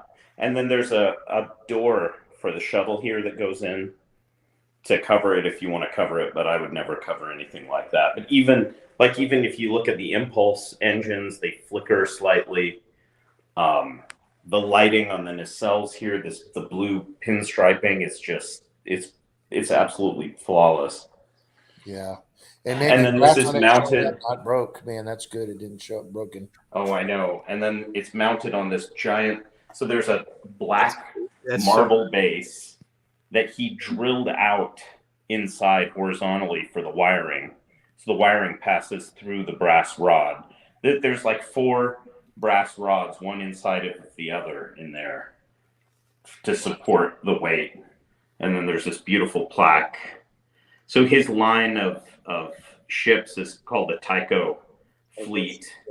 And so this is one of his original Tycho designs, the Endurance. Great. Now you got to get all of them, Joseph. Yeah. Well, I was about to say, what's the next one you get it from? Oh, well, the beauty is that after seeing this, he and I talked. I was like, I think we're going to be working on a few other commissions together. Yeah, that's And fun. so he's going to be at Wonderfest, so I'm going to be meeting him there along with Jason and Mike and everybody else. It'll be really nice. Yeah, it's going to be fun. Yeah.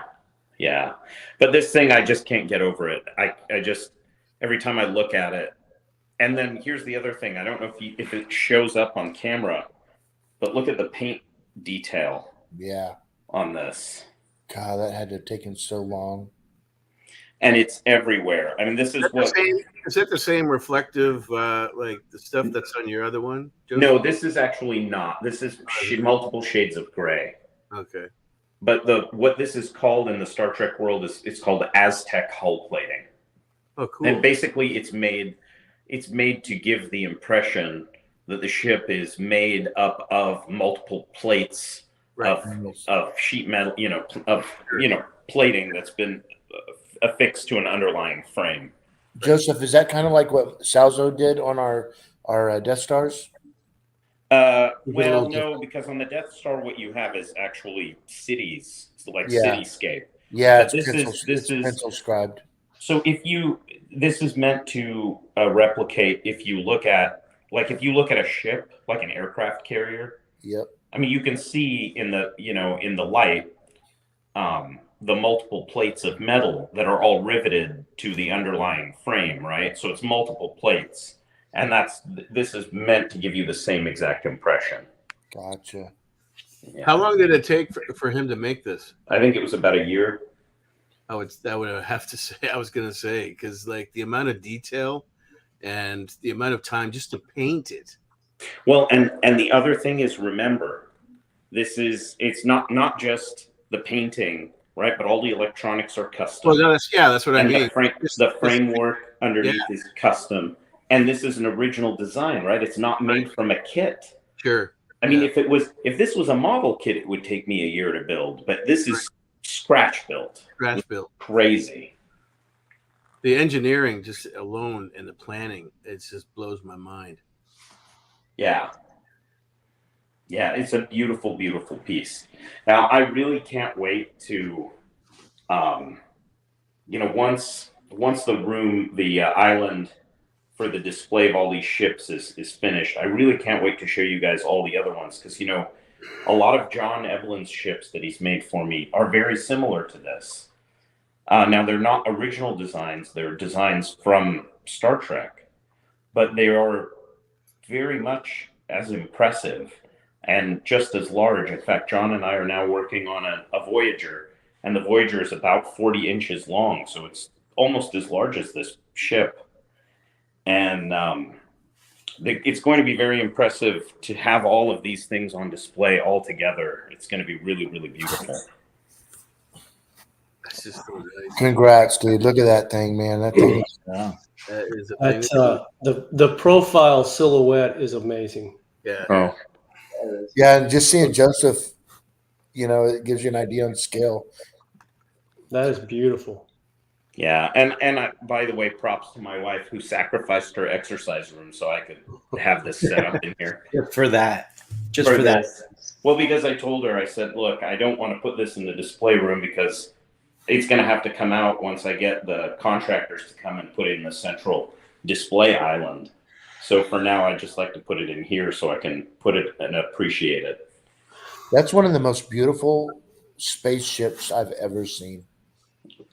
Well, I will tell I Bill- know, guys, but look, and it's actually really not in Star Trek, so I can say that. You know what I mean?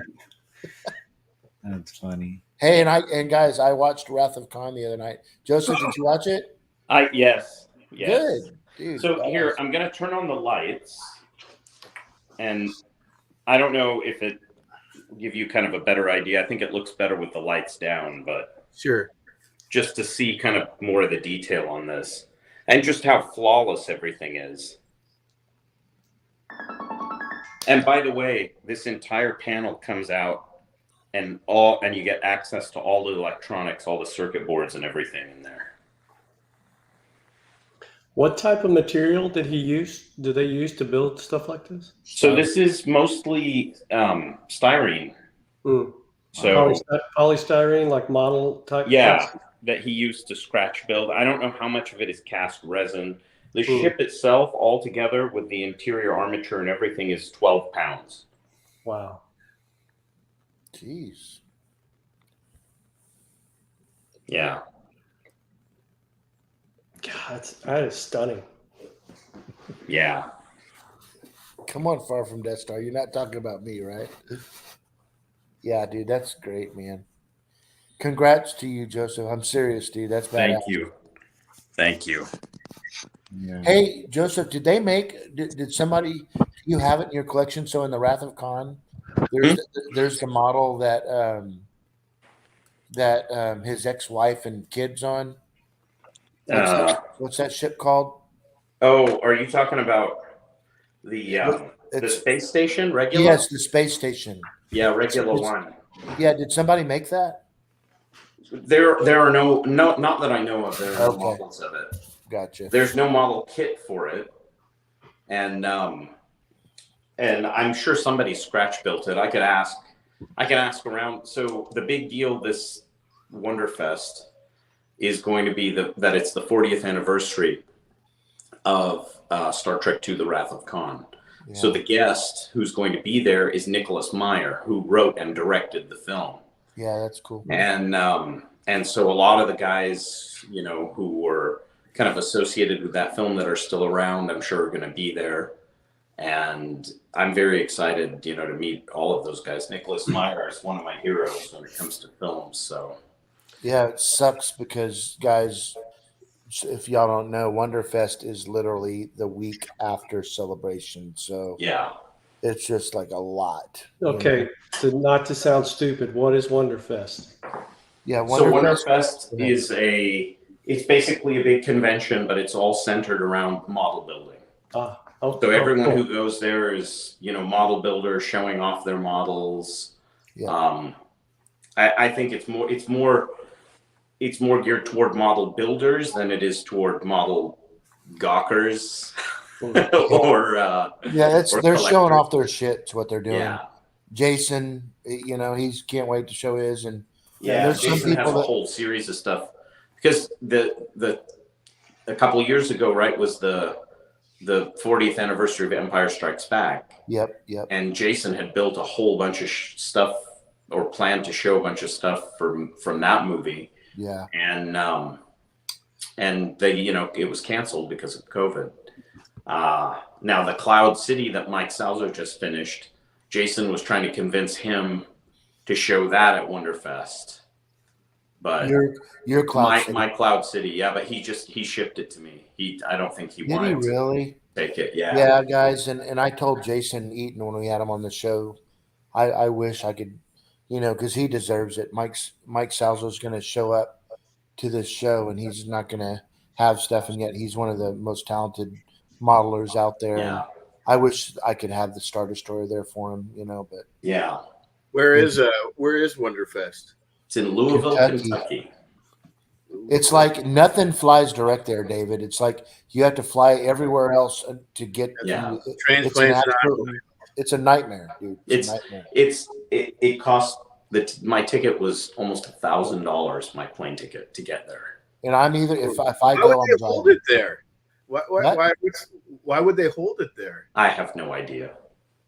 Like, Yeah, it's there every year. David, exactly. I think the same thing. It's like, dude, it needs to be like in Vegas or in California, somewhere where some people place where it could be easy access. You could fly yes, in, fly dude. out. Well, their attendance would be triple.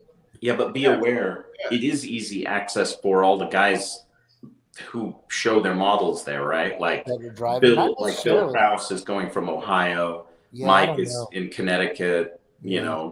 Jason's in Maryland. So they can all drive there. Yeah. I see.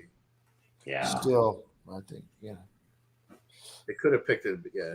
Anyway, But it's That was really cool actually though. that was actually the first time I saw this ship was Wonderfest. It's I think it was in 2018 or 2019. And the Bill- sad thing is, I was there, Joseph. I was there. Yeah.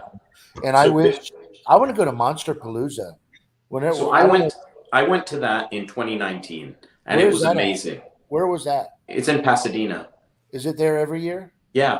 it's either there or in Burbank. It's Or in Burbank. It's Oh, awesome. have you been, David? Oh, I try to go almost every year. Yeah, it's awesome. Hey guys, what's that guy's name? I watched it last night because I'm having this giant Jaws made. I don't know if I told you, David, for the restaurant. I'm having a real life size.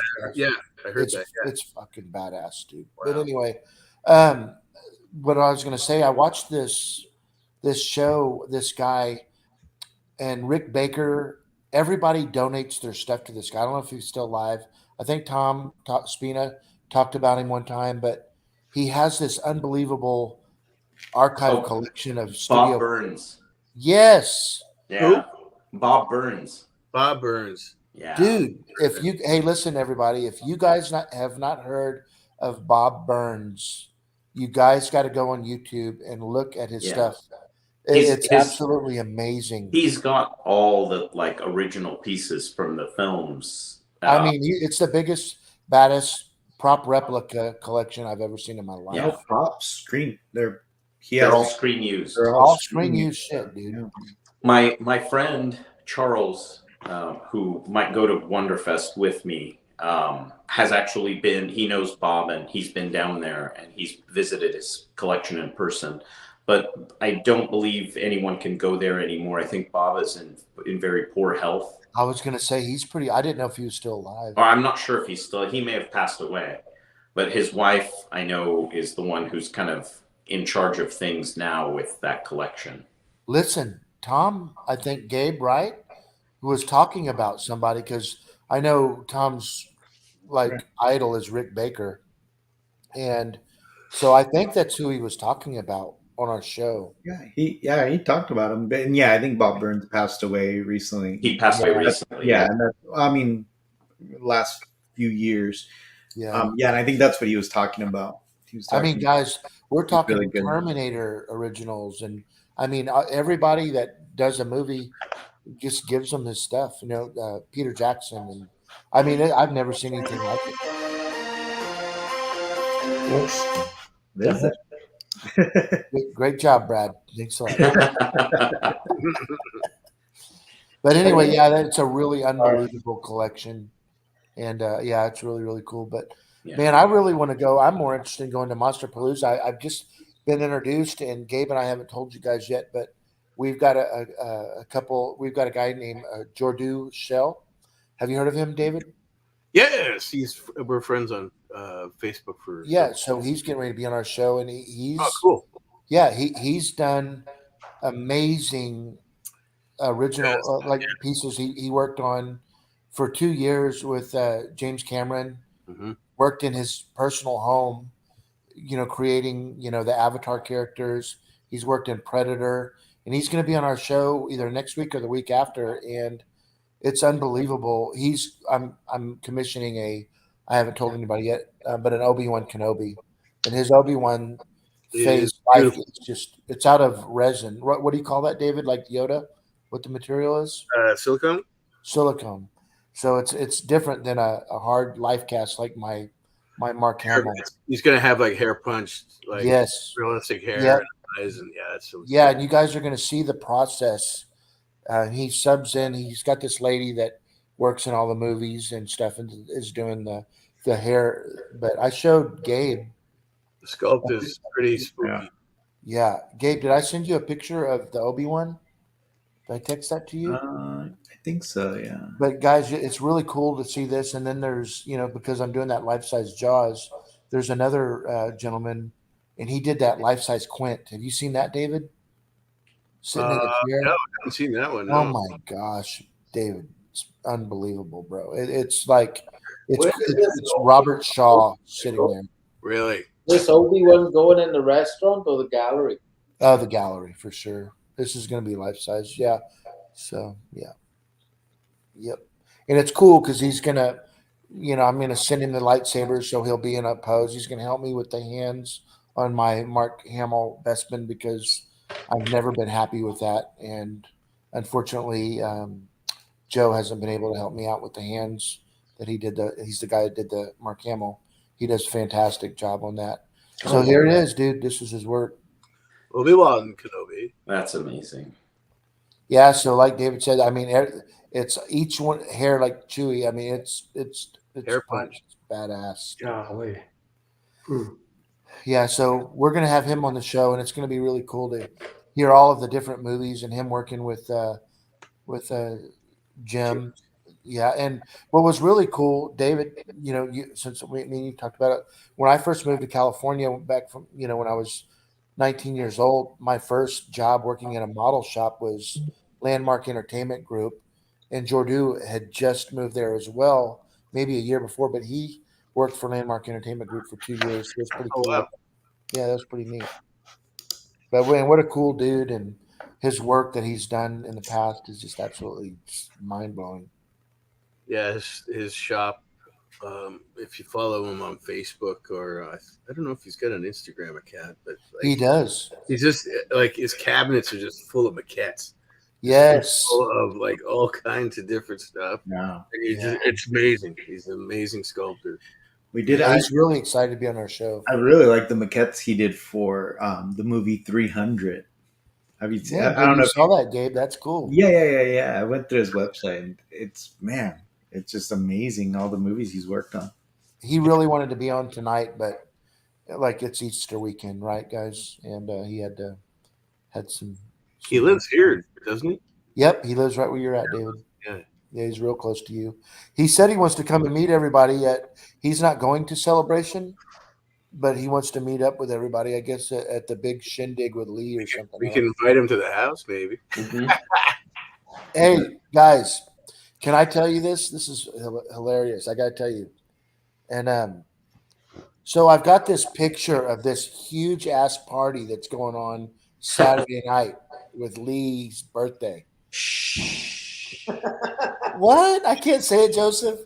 It's not that. I just want to make sure my wife's not watching this. No, I'm joking. Okay, good. I'm glad you said you're joking because I want to tell you guys this. For you guys out there that have seen The Hangover, I want you to just close. I want everybody, listen, I want everybody that's viewing right now to close your eyes. Everybody close your eyes. Okay. Okay, it's Saturday night. We go into the next morning, and then you hear Elvis Presley, boom, boom, boom, Viva, boom, boom. Eyes are closed still, right? We got shit everywhere. We got everything. The refrigerator's knocked over. We actually do have a chicken. A chicken walking across. Joseph has a No. Okay, Gabe, I'm in my. That's your dream. Okay, go. Okay, everybody's okay. So we've got like 45 people sprawled out all over the living room floor and kitchen. Cosplayers. Yeah, dude, exactly. Cosplayers everywhere. Okay. And then all of a sudden, the door opens in this one bedroom, and Joseph walks out. And he's wearing a thong with his little nub sticking out. And then all of a sudden he comes out, and then Lee's getting up, and he's like looking over at Joseph. And Joseph walks up, and he's holding his head, and behind Joseph comes William Shatner, butt ass naked. Hey, Gabe, I want everybody to know that Saturday night at Celebration, we are going to have some serious stories to tell the following week. So Joseph comes with a big tattoo on his face. That's what I was saying. He has the big Mike Tyson tattoo. Look, Joseph, nothing but love to you, bro. Look, I'm just going to clarify. I want to clarify something right now. That Airbnb that we have, that's under my name, which means none of the stuff you just said is going to happen. Or I'm going to be collecting some credit card numbers. And hey, if you are listening, I'm just kidding. Okay, I love Joseph. He's my brother. Everything's good. We're a gang here, and it's so cool because this little gang community that we have, we're gonna all be together really soon, man. And I can't wait. It's going to be a lot of fun. Fanboys meets, what did we say? Fanboys meets The Hangover. The Hangover. Oh, yeah. It's hilarious. Lee, I mean, Lee's getting prepared. I know it. So. Oh, yeah. Lee, look at Lee. Just look at that guy. He's going full G.I. Jane on this. Like, he's like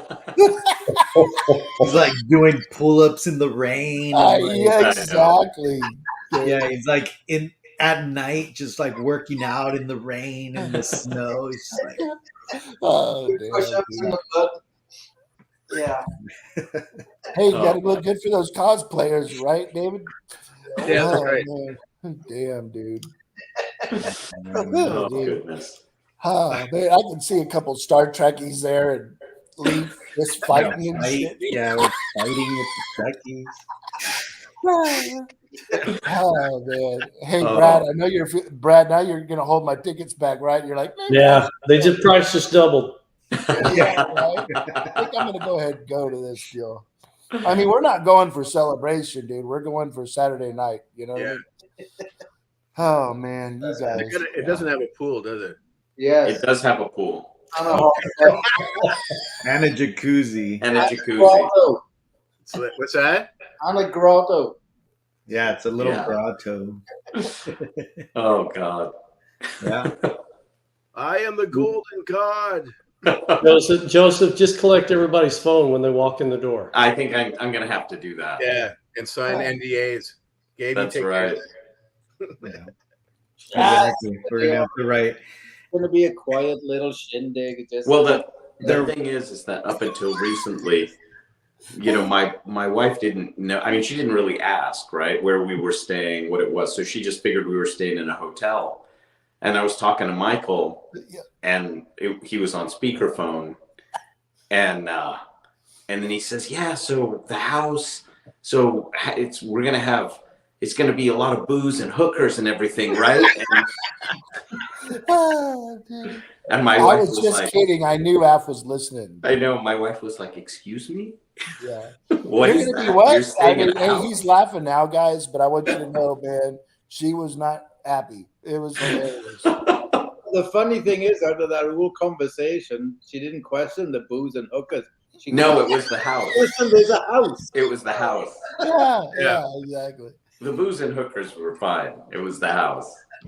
Oh So man, dude, that is hilarious.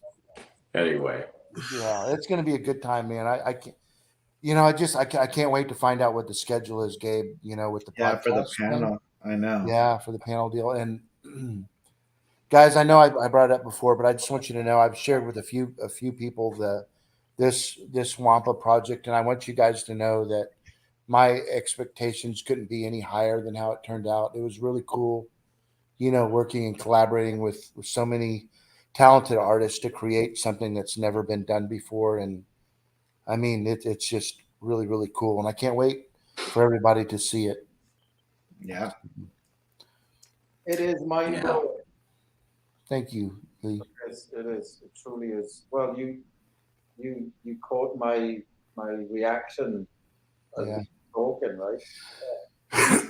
Yeah, it's good stuff, man. And like David's prints, man, there's nothing I like more. It's actually I love it more because we've never seen it. Is just when you go see Star Wars and you know the things that have taken place behind the scenes of what you see on screen, and then to actually visually see something, whether it's in an art print or in a life size character, it's just Story, absolutely stunning. story. Yep.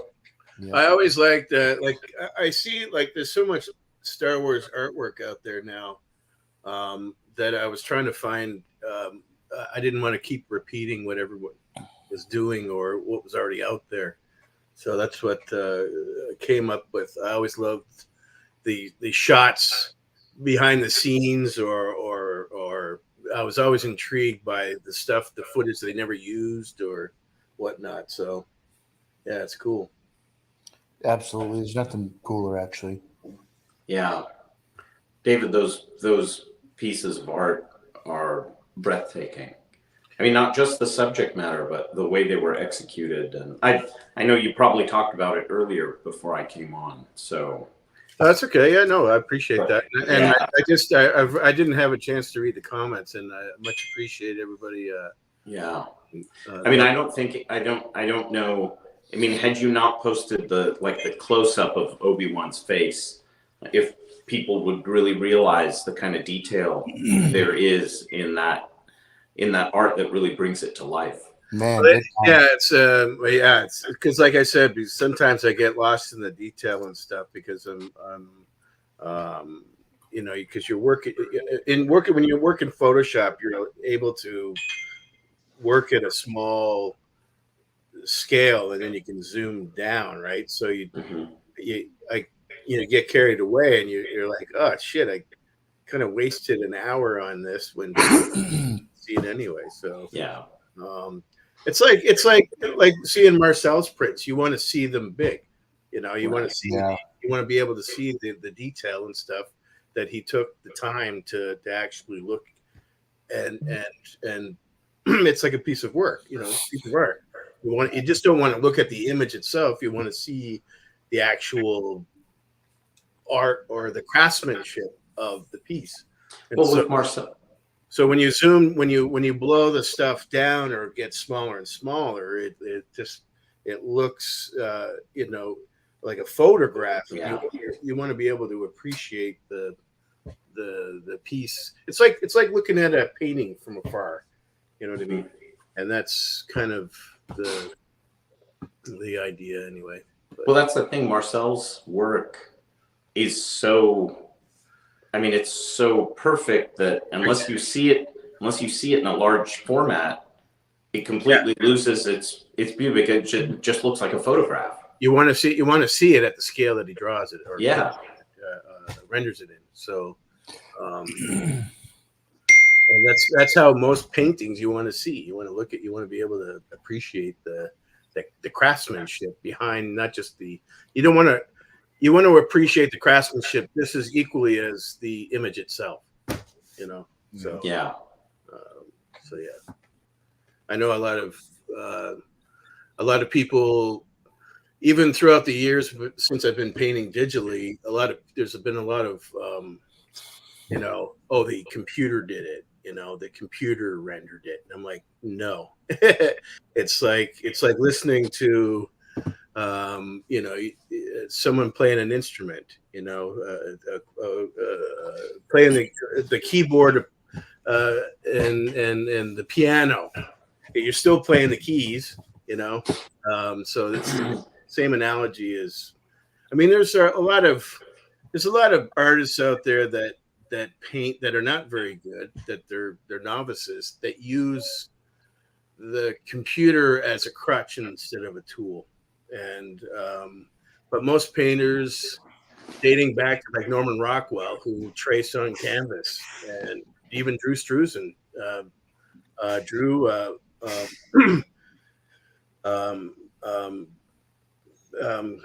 what's the word? Cast the images on his and traces it on the canvas. He has to do that because he's under the gun and whatnot, but it's still art. You still have to know how to draw and paint, and have to know the fundamentals of. Well, if anybody thinks tracing is easy, just go try. No, yeah, exactly. Yeah. You still have to understand the fundamentals of drawing.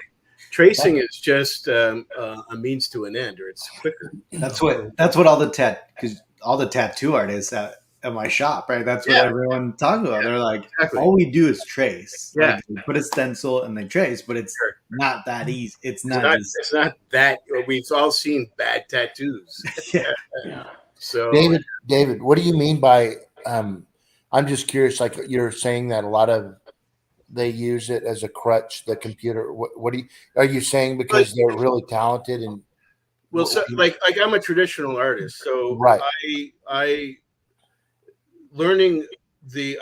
never learned the software. Like Photoshop, I open it up. Yeah. I have my layers, but it has all kinds of bells and whistles like filters and masking. Masking is cool, but I use Photoshop like as if I was working traditionally. So I just have, I have, this is my paintbrush and I'm painting right on the screen. So it's a quicker way. Obviously there's definitely a difference between painting traditionally and digitally, but it's when someone's traditionally trained, the flow is a lot easier. It's like I still need to know how to draw and paint. It's just a tool. Yeah, it's just a tool. It's just a tool. It's And like the difference between computer and a real paintbrush, it's much easier to correct a mistake on the computer than it is with a paintbrush. Sure, absolutely. That's really the only difference. Yeah, right. But there are tools on Photoshop, for example, where if you wanted to, you could take a photograph, put it into Photoshop, and it will turn it into a painting. They have filters. There are these. I think there's apps you can on your phone that. And there are apps that will do that, where it'll turn it into something that looks like a stained glass piece. Yeah, I don't even know why I do what I do.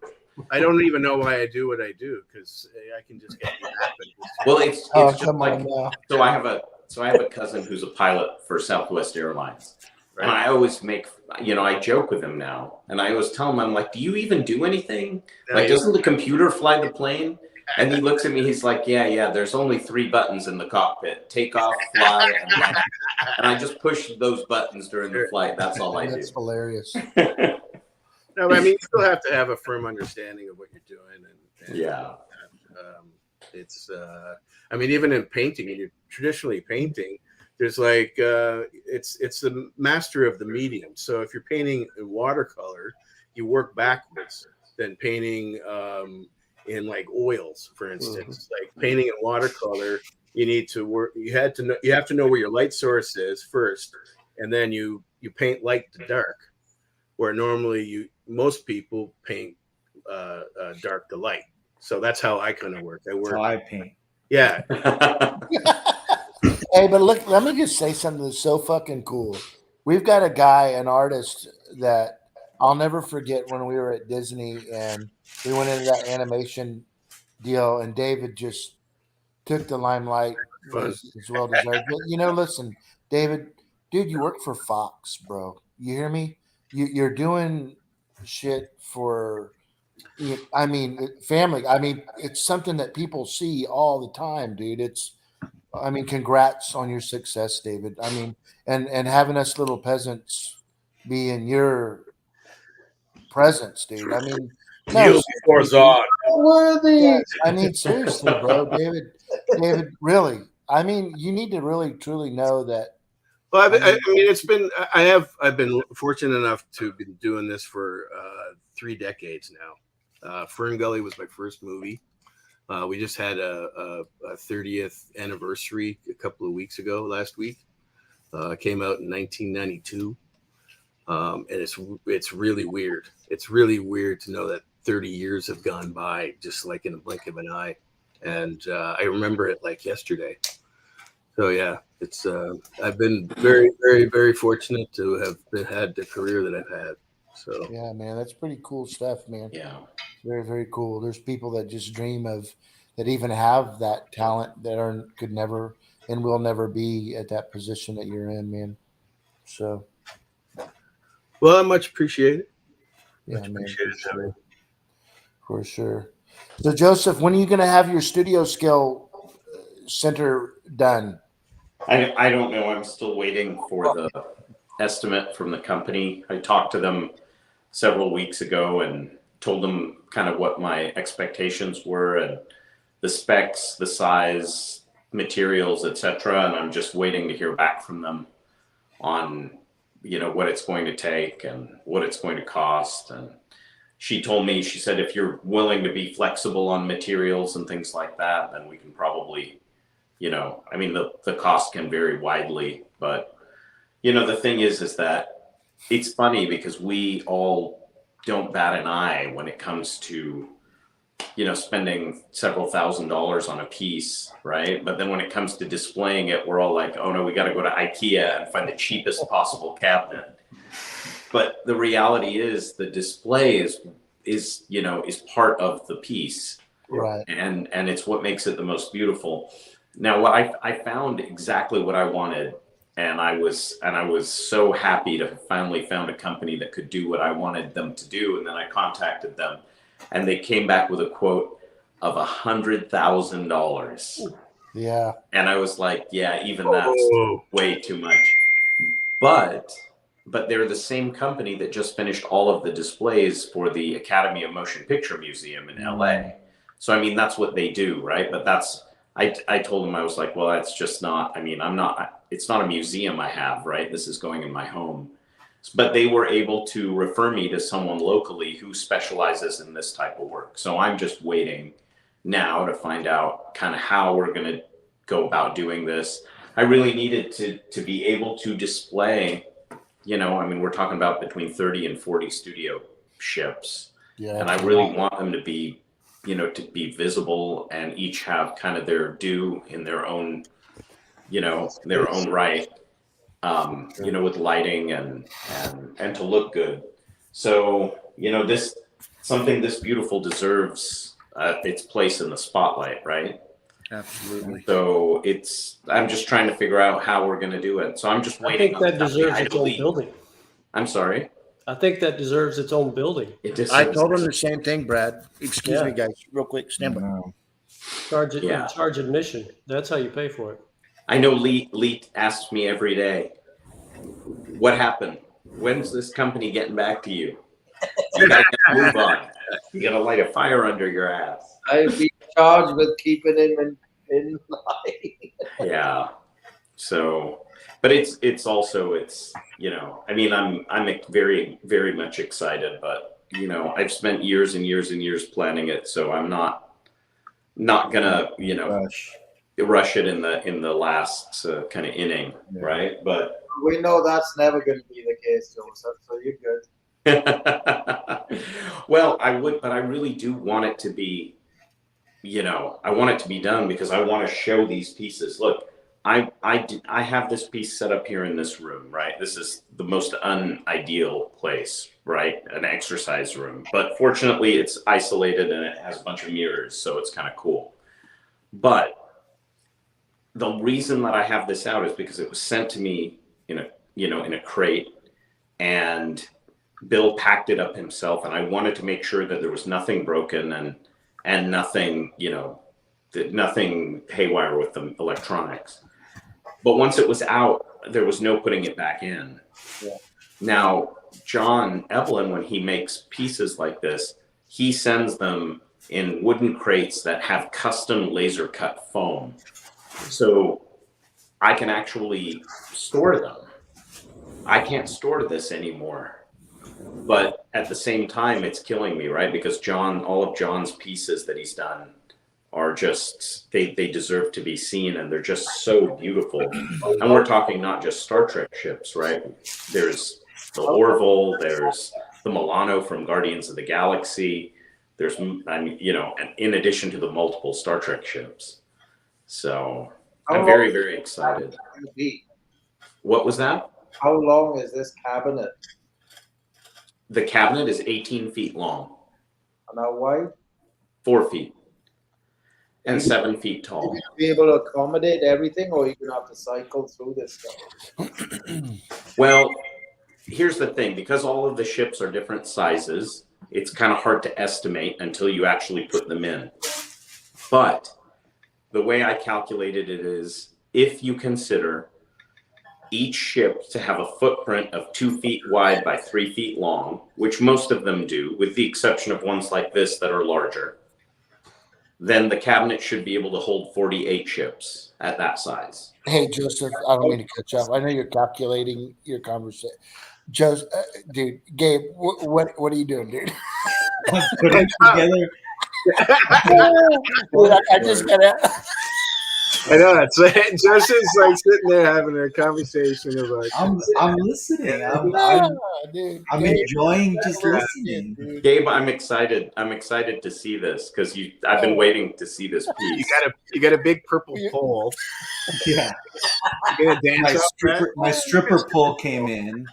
I'm setting up. Gabe, are you happy with it? Stripper pole for the celebration house.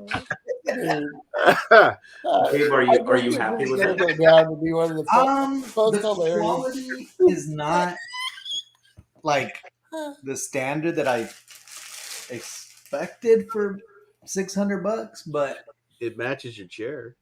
It does. But Lee, you look really pissed off. Are you okay, bro? Well, I'm good. It's the haircut. The haircut. I'm just watching Gabe with his purple dildo. he's heavy. Look at this. Oh my God. That is cool, though. That is awesome. Dude, I know that. I gotta stand up, but I don't even think there's just no way you guys could even see this, even if I stood up. Hey, I think Andy's gonna have some words with you later this afternoon. Oh, 100%. She's already look. You can't even see it, dude. Like that's how large this thing is. You hear my wife? What'd she say? What is that? That's the toy in the living room, babe. Wait till I get the skull to go with it. But yeah, so there's some issues with it. I could already tell. What's that? Can you see the join marks when it joins together, Gabe? Yeah, you can, but that's not even the issue. The color. There's too many variations in the parts. Oh, really? Yeah, can't even show you. Is it a metallic? You see how like the colors are different from From piece. segment to Well, I mean, I segment. think maybe it's supposed to be like that, but I could definitely see where they can't really tell here, but you could kind of see where the paint they kind of skimped out on paint a little bit. Oh, I don't know, but it's cool. You can't even. Gabe, is it a metallic paint? It is, yeah. There's a little shimmer to it. Okay, so this might be part of the problem. So I learned this recently. Mm-hmm. Is that when it comes to metallic paints, right, that are on pieces that are segments, Mm-hmm. if the segments are painted individually, which these probably are, Yeah. then what happens if you don't paint the metallic paint all in the same direction, Yeah. then it reflects differently. And then when you put the two segments together that have been painted separately, one will appear lighter than the other, even though it's the same paint, because they've been painted in different directions. Yeah, the flakes land in different directions. Yeah. Yeah. So, Yeah, no, you could for definitely- example, like model cars that have metal body part panels that have been pre-painted by the factory. Mm-hmm. If all the panels have been painted separately, which they are, then when you put them together, the car looks really weird because each panel looks like it's a different color. Wow.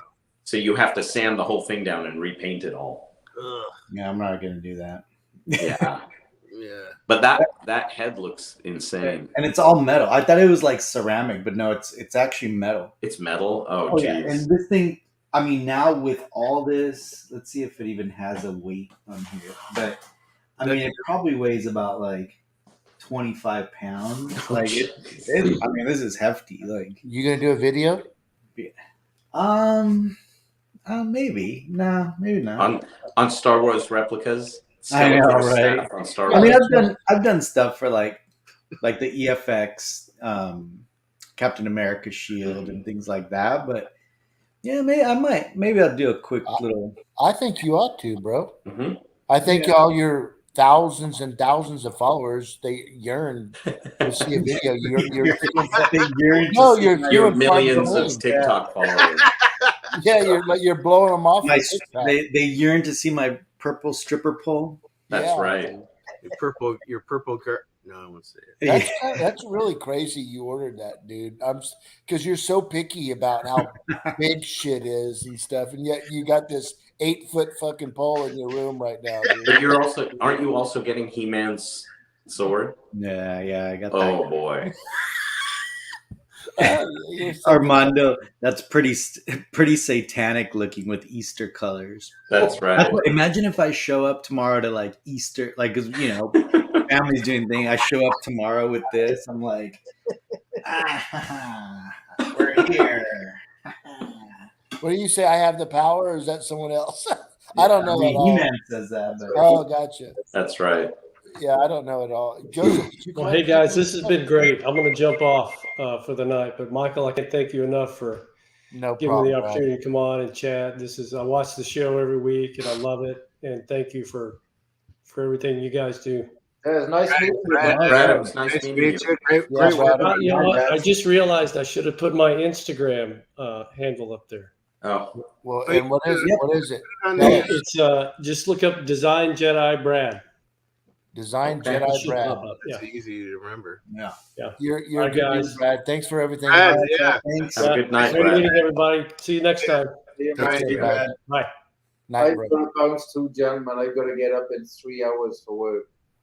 Oh, geez. So, You might as well just stay up. oh, no. Yeah. You're a puss, Lee. What? I said I love you, Lee. Yeah. Sleep out work. Well, that does not happen ever. Well, Lee, I can't wait to see you, dude. I'm serious, man. I'm expecting a really, really good turnout on Saturday night, dude. Celebration Eve. Oh boy, George Lucas might be there. I'm already nervous. You better be nervous, Joseph, Don't be because I'm gonna have it all on video, bro. Hey, look at Gabe, dude. He's still into his thing. Okay, we're good. He loves that staff. He's I thinking, can tell. where the hell am I going to put this? Where does That's he get right. the That's exactly what I'm thinking. I'm like, Yeah, I am. Yeah. You know, combine me.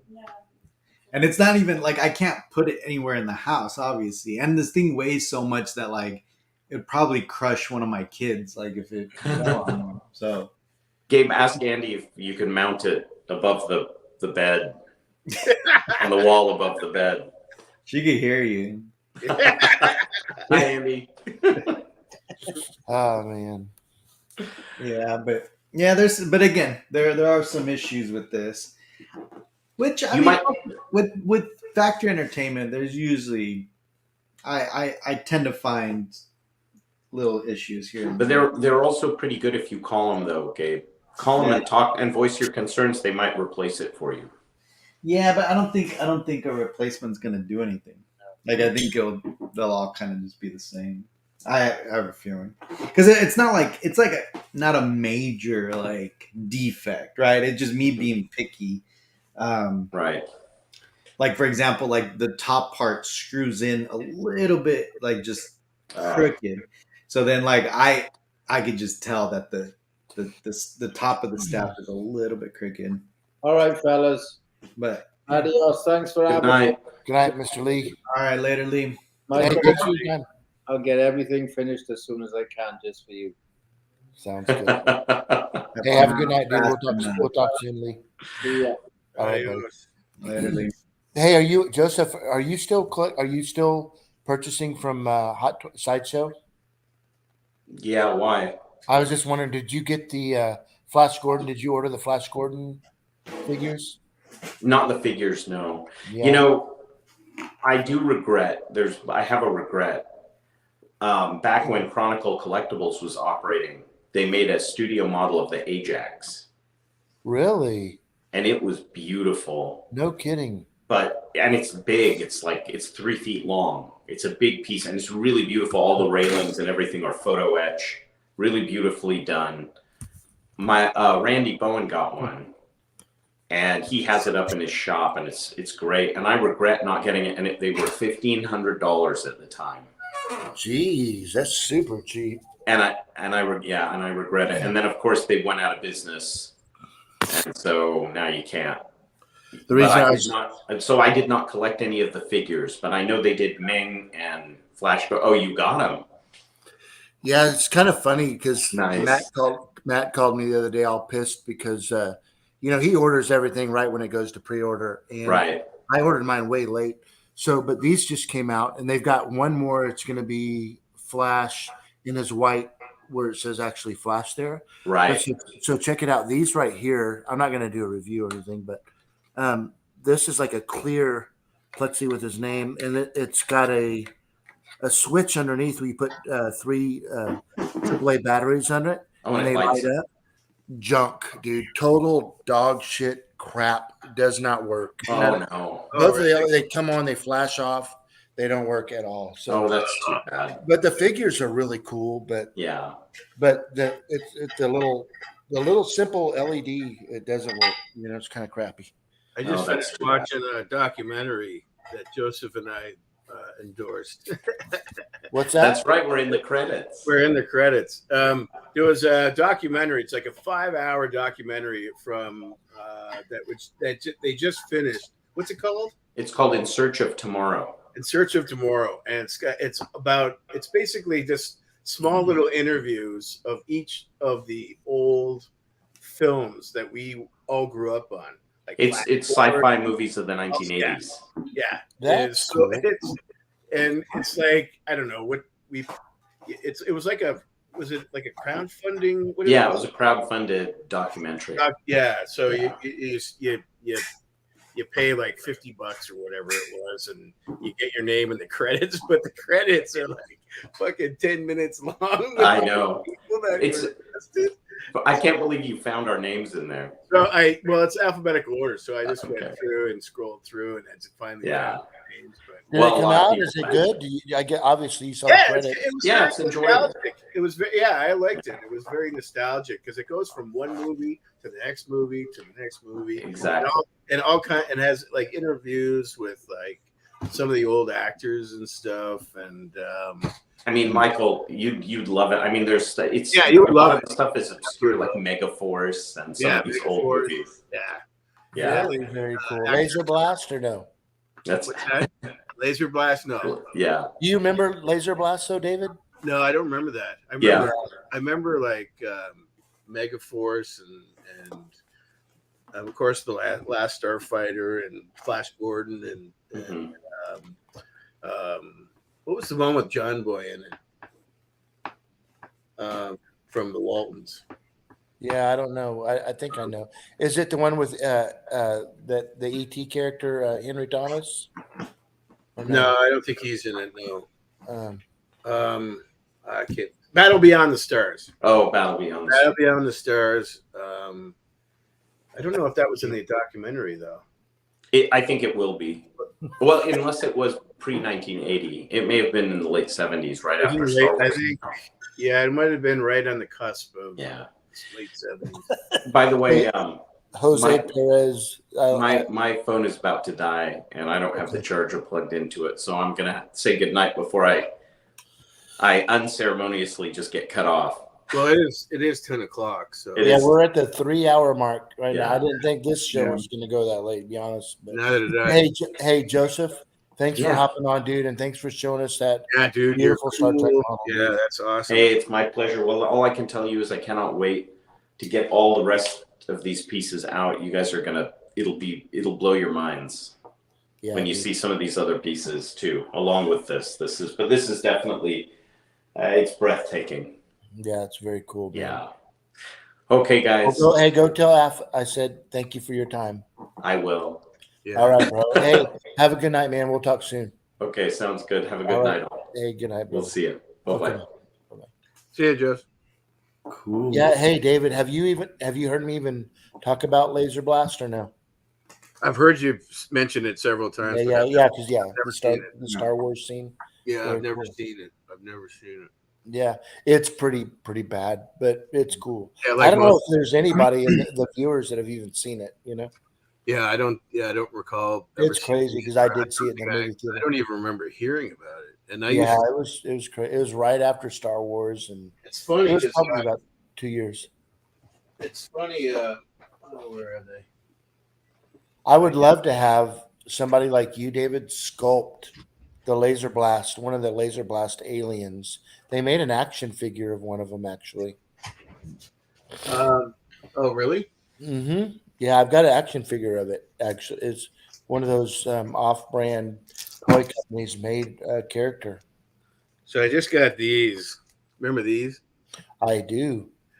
My mom, I think, got rid of them, and up until like a couple of years ago, and I don't know why I bought them, but I think it's for just basically nostalgic reasons. Yeah, you bought them because you had them. When I got them, I just felt like 10 years old again. Yeah, And I remember reading these when I was a little kid, wanting to work, doing what I'm doing today. that's right, dude. Exactly. It started with like reading everything I could possibly find on Star Wars or anything fantasy back in the 80s and the 70s and 80s. And anyway, I picked them up for like, I don't know, $5 a piece. It was pretty cheap, but they're in mint condition, so they're great. And it has like what's awesome. It has the Don Post. The order form. Yeah, dude. Hold on. You remember that, Gabe? Look at this. That's funny. Oh, that's cool. Remember that? Yeah. Do you remember that, Gabe? Bless you. Well, I just remember from the show because when I was It's great. researching the pictures, I remember them. Oh, okay. They'd be in that, and they'd be in Fangoria and like all these other magazines. And I remember looking at these going, oh man, I would love to have or order one of these. I just invited Gabe Don back on the show. Oh, you did? Yeah, I did. Yeah, we'll Yeah. see, Gabe, if it works out. We're gonna have to do a whole meme episode because that's all he sends me now. Oh, I know, me It had too. like, it's got articles like this. Dude, yeah. I know that one well. It's like, man, it's like got Dungeons and Dragons ads in here, and it's awesome. That's really, really cool. Anyway, Well, Dave, count me in on your artwork, dude. like I told you in a text just recently, dude, I'm very, very interested. And man, it's cool that you're knocking that stuff out because Well, it's just I was cool. gonna try to. I was motivated to finally get it done, and hopefully by the end of the year, I'll have maybe like something enough to put a book in if they don't come after me. Yeah. Uh, Oh yeah, nah, yeah. But Dude. well, we'll see how it goes, and like I said, they're fun to do, and it gives me something else, like another creative outlet to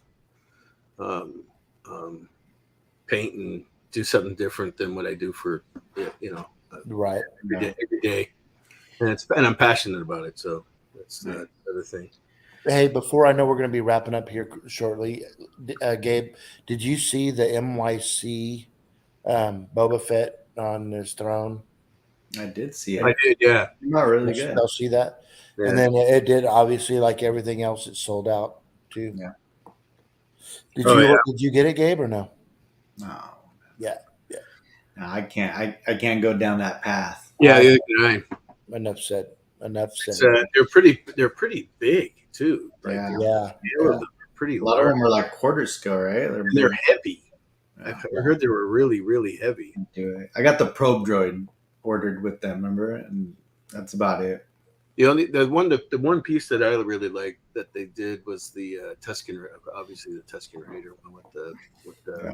Did you order that, David, or no? I didn't. It's Yeah. literally. I mean, Yeah.